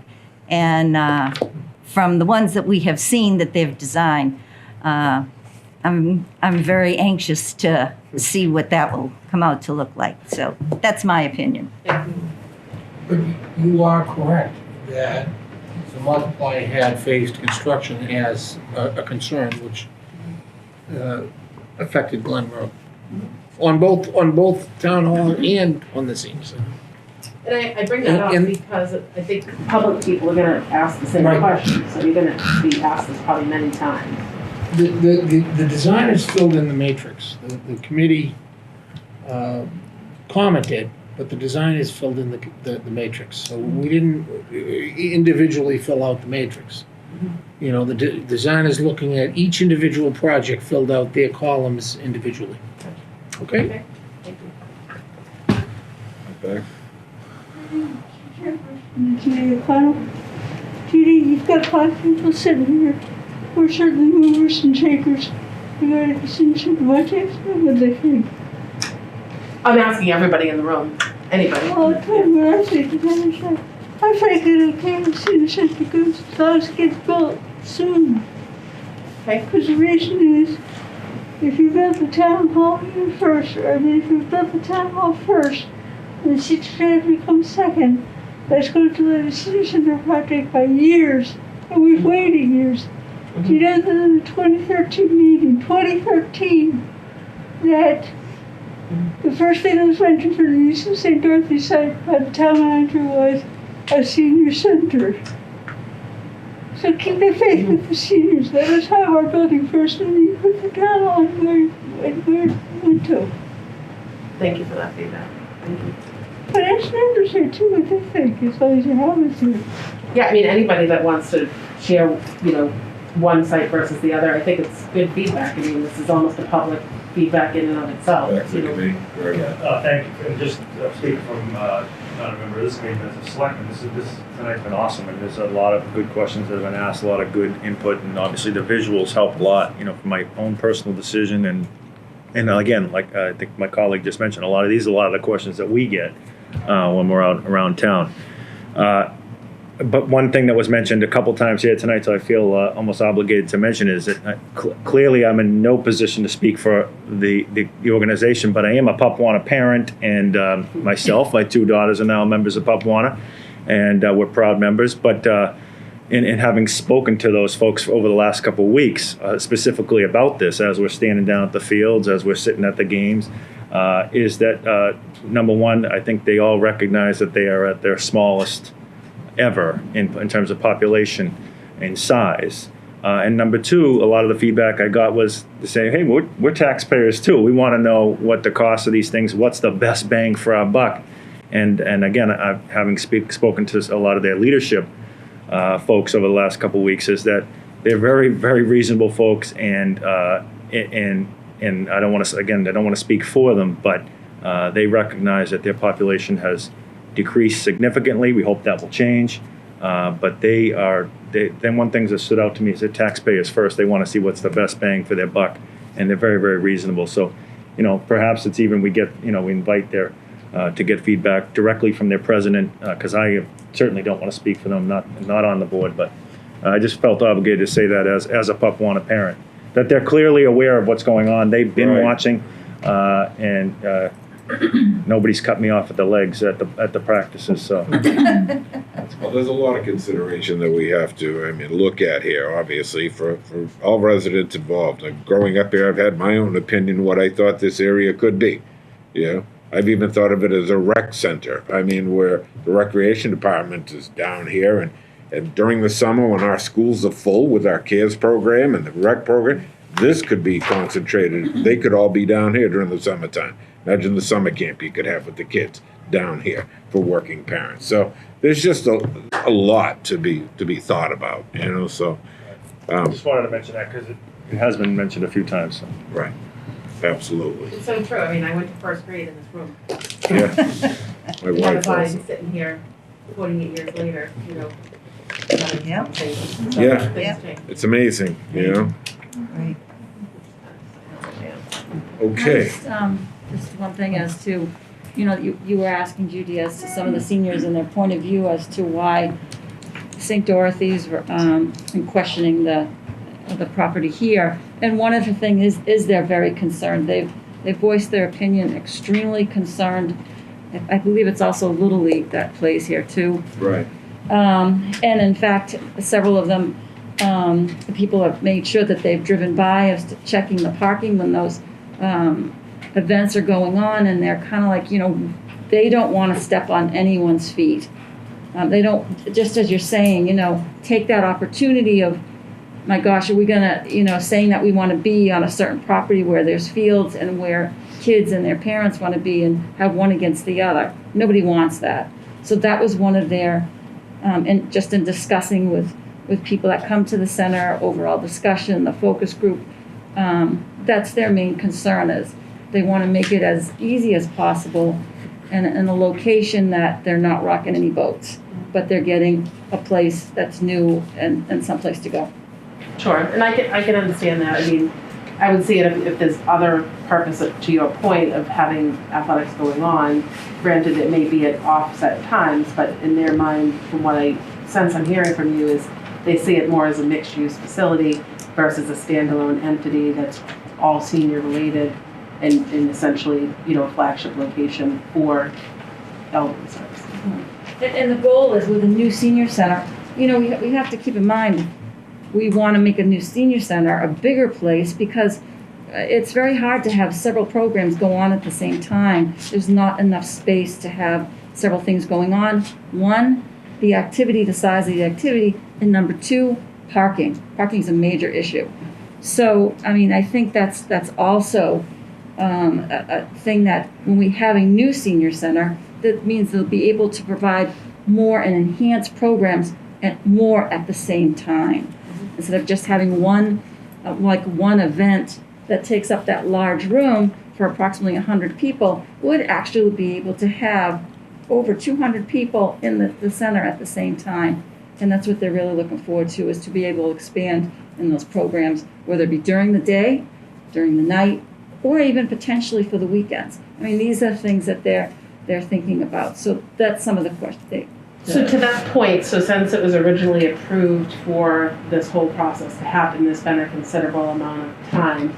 As part of your public outreach and any of your public forums, are you going to provide some of the utilization rates and statistics to remind people of the need for this and what the current programs and the future programs could be, so that, or do you feel that that's redundant, or but I think people are going to want to know, one, what you're building, why you need it, or reminded why you need it, and just how expansive and vibrant that this, because I know what you do because I pay attention and you invite us to things and we attend, but there are a lot of people that could be a vote for you and an advocate that don't really have some semblance of what really goes on there. Just like for the library, you don't necessarily know all the wonderful things that are going on at the library if you're not someone that uses the library because of the internet, as an example. So just for what it's worth, if there's any PR relative to all the wonderful things that are going on and what could go on if they had a new facility. The first step when we started down this path on this project was to understand the existing program and understand the existing space. And as we are developing the future, we're comparing. So we have charts already of what's there and what will be, and we know the population is going to increase, but all that does need to be put together when it's time to talk about the vote of this project. But as we're going through our outreach, these items will be hit, and it'll be the same message over and over and over again. And either the residents are going to agree or they're not going to agree. I think they're going to agree. The data is going to be pretty compelling. I think a couple of the programs have had to be cut out. One of the programs I know when we did a presentation in 2018 to the Board of Selectmen was there's no more woodworking going on, because the men used to do the woodworking in the basement. And if you could see the stairs that got them downstairs, until I saw them and climbed them myself, I said, you're laying yourself out for a lawsuit here. It was ridiculous. So you just have to, do away with the program. You can't take that into effect. There really isn't any kind of fitness room. And today, every article that comes out of AARP is, what are you doing about being physically fit, okay?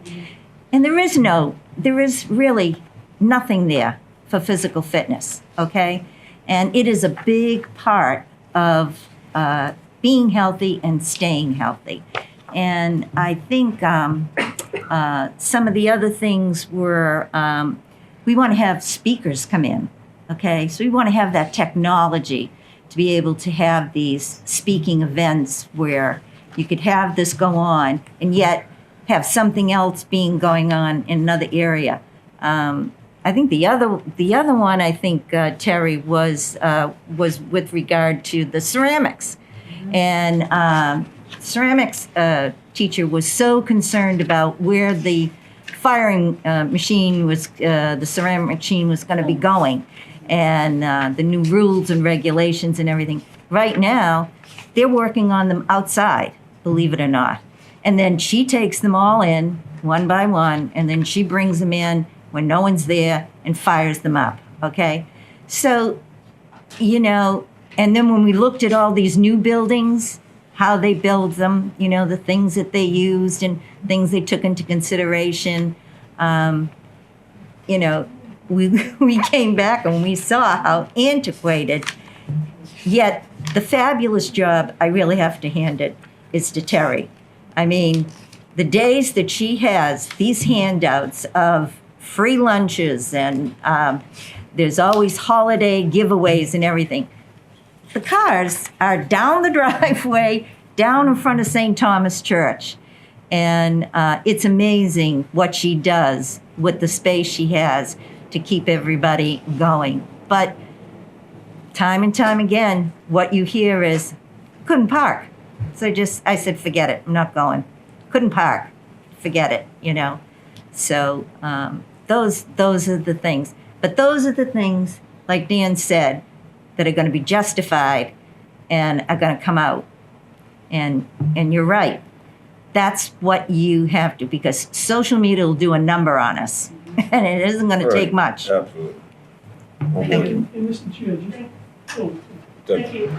I just want to remind everyone that wctv.org/senior center presentation has the presentation that the Elderly Services Commission gave to the senior center, and it has, I think, Ms. O'Connell, a lot of the answers to the questions that you've asked. Ton of statistics pulled from the master plan in a really well-organized and colorful presentation with plenty of slides and everything. In fact, a lot of that stuff was used to create some handouts and stuff when the article for the money for the feasibility study was developed. And I believe that's why, because of the presentation and a lot of the handouts that we had, it was overwhelmingly supported by voice vote. And that's where you'll find it. Thank you. You're welcome. Yeah, I just wanted to point out that what Ms. Allen was saying isn't exclusive to St. Dorothy's. All of those activities would take place at any of the sites that have been or will be developed. Ceramics, woodwork, or whatever. And I know that you mentioned things like quietness, and I see the back corner of this building as quiet can be, the way you have it laid out, with the patio, and I just an observation, that's all. Selectman Farrar, I know you love that scenario, but that only happens if the town hall project was forward. Exactly. Well, I understand that, Mr. Malorani. So are we saying here that we're going to make an effort to try to pass the town hall or defeat it? I mean, I'm hearing everybody saying we're just going to do the senior center first, and now that that's done, let's forget about the town hall. Are we going to make a concerted That's not in the effort? committee, yeah. Are we gonna make a concerted effort? It's been implied. It certainly has been implied. So are we gonna make, the senior's gonna make an effort to come out and vote for the town hall as everybody will be voting for the senior center? Will you be doing that? I'm on both committees. I'm on the permanent building committee. I Right. support both projects. Okay. So, I'm just saying, that we can't, latch on to one project that's dependent on the other project. I think we're getting Oh, off again, topic that's here. what Selectman O'Connor I think was we're getting a trying to little bit say. off topic, so. Any other discussion? All right, next item on the agenda is for upcoming meetings. So we'd like to schedule, so I know that we have a lot of information we have to process, we have to go through. Dan, when do you think our, I thought that if we could get questions back from the committee within a week, the designer would have enough time for us to come back with, a similar presentation, but a little more developed in 2 weeks, and, hopefully we can have a feel for it at that point in time.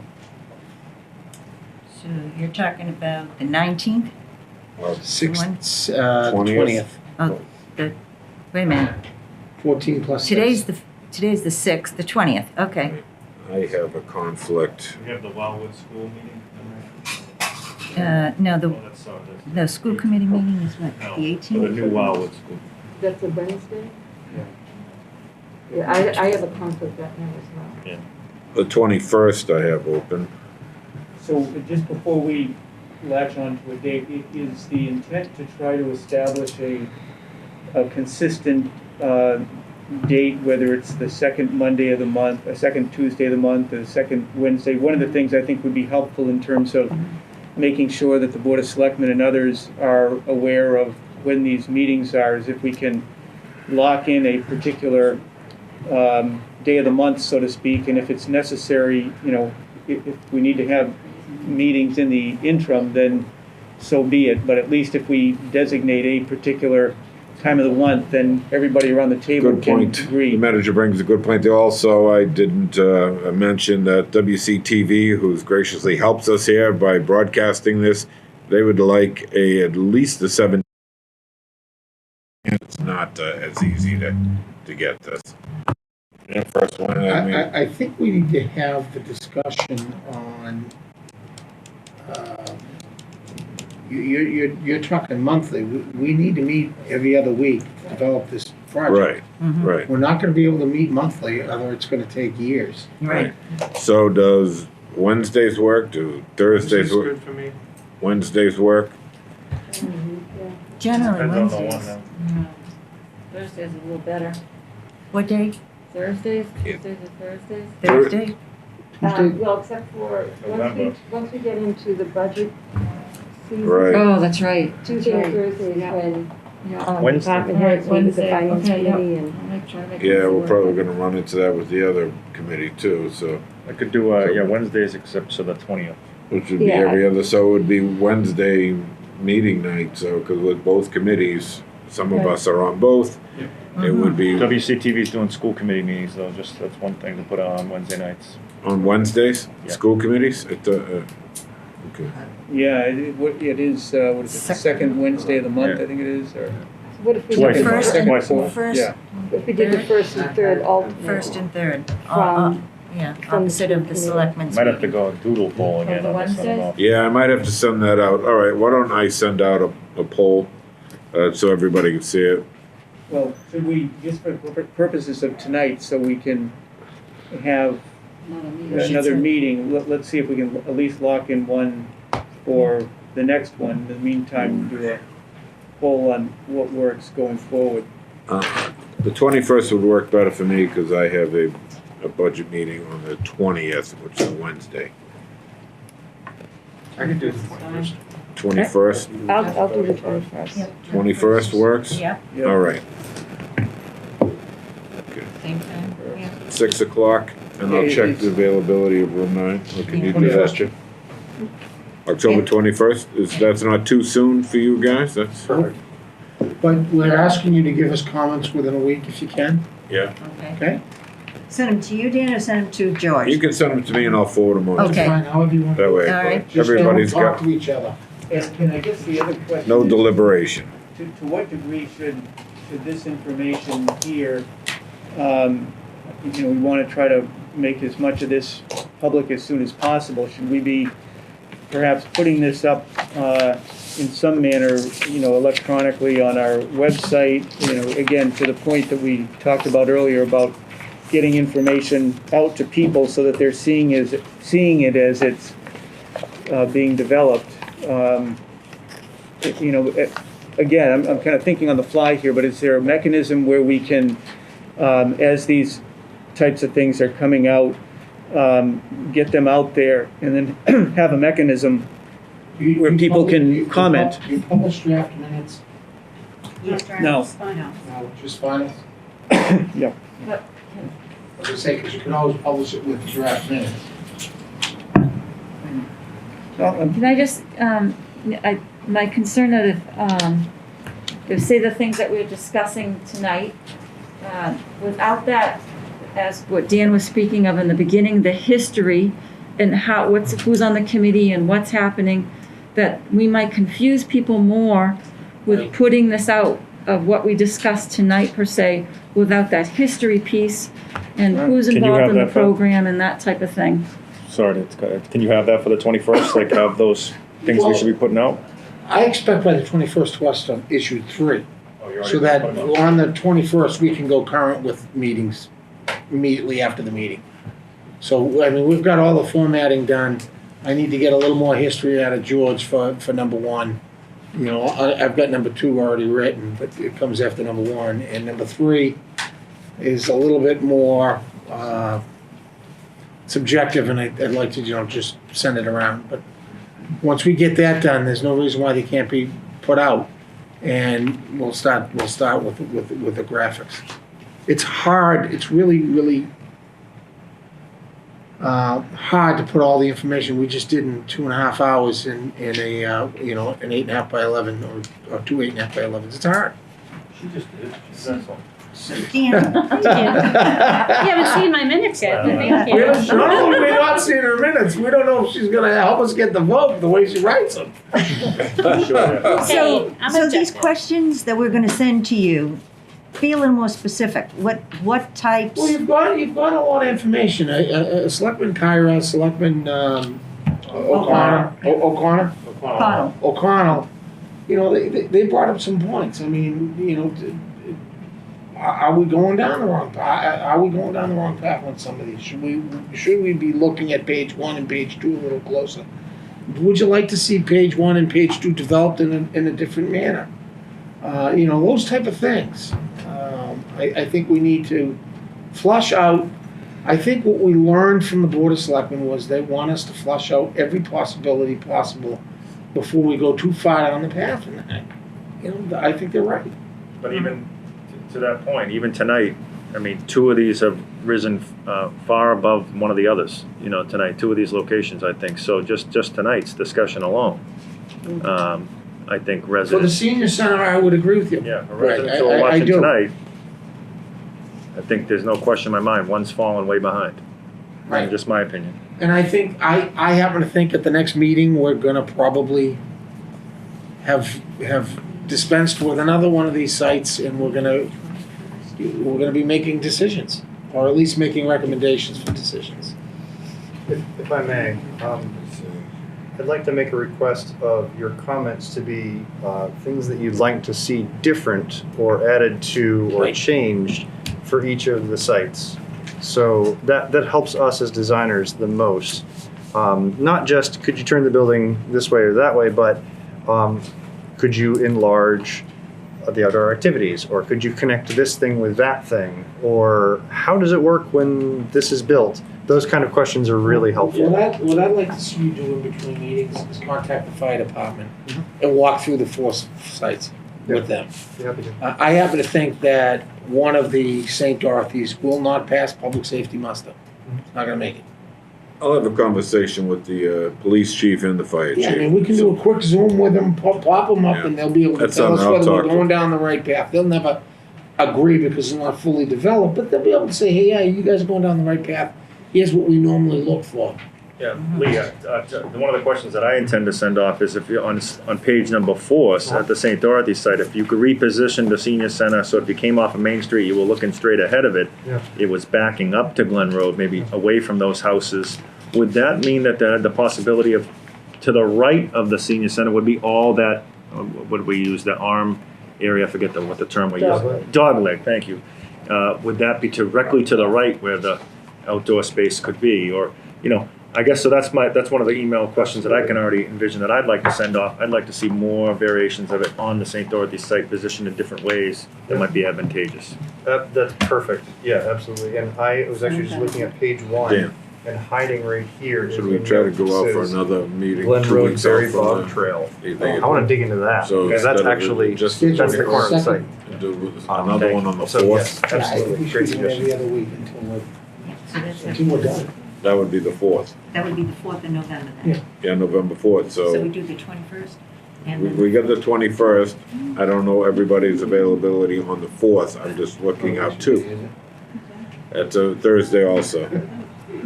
We're all busy that day. What? Go all in there. When does the budget stuff start? It hasn't started yet. Oh, it That starts goes. the end of January. For us, our meetings start the end, last week of January. Right, so this is good here, then we can always kind of switch. I'm just trying to get the next 2 in the books to keep us going. New Wildwood Committee that's starting up at the beginning of this month, middle of this month too. So. Yeah, I'm in that also. Yeah, There you I go. am So too. that's going to be where we'll be. Yeah, we got plenty of meetings But that's a going. virtual You guys, one. you Start guys carpooling have together. That's virtual, right? Yeah. On the 18th? Yeah, Yes. okay. So are you still questioning the 4th? Yes, Yes. there's people available. Just, I think it would be good to put it in there Is that a also. Thursday or? Yeah. It's a Thursday. They're going to Thursday now. I think that's fine with me. Okay, Yeah, 4th. Okay. all right, same thing. That way there I can book the room, I can let WCTV know. Yeah. It gives us a little bit of insight, so. And like Give these guys a Right. heads up too. All right, perfect. Great meeting tonight. A lot of good information. Next meeting, I didn't put in the agenda, so I will carry it for the next meeting. I'll have 2 sets. I'll have this in the last meeting. Anything else? All right, I'll entertain one last motion Make a motion, close the meeting. to adjourn. I have a motion to adjourn. Second. Who Second. made the motion? Jack Holloway. Jack Holloway. Jack Holloway? Second. Terry Marciello. Yep. All in favor? Aye. Opposed? Okay. Unanimous. Thank you. WCTV, connecting our community. WCTV, connecting our community. Wilmington, Massachusetts.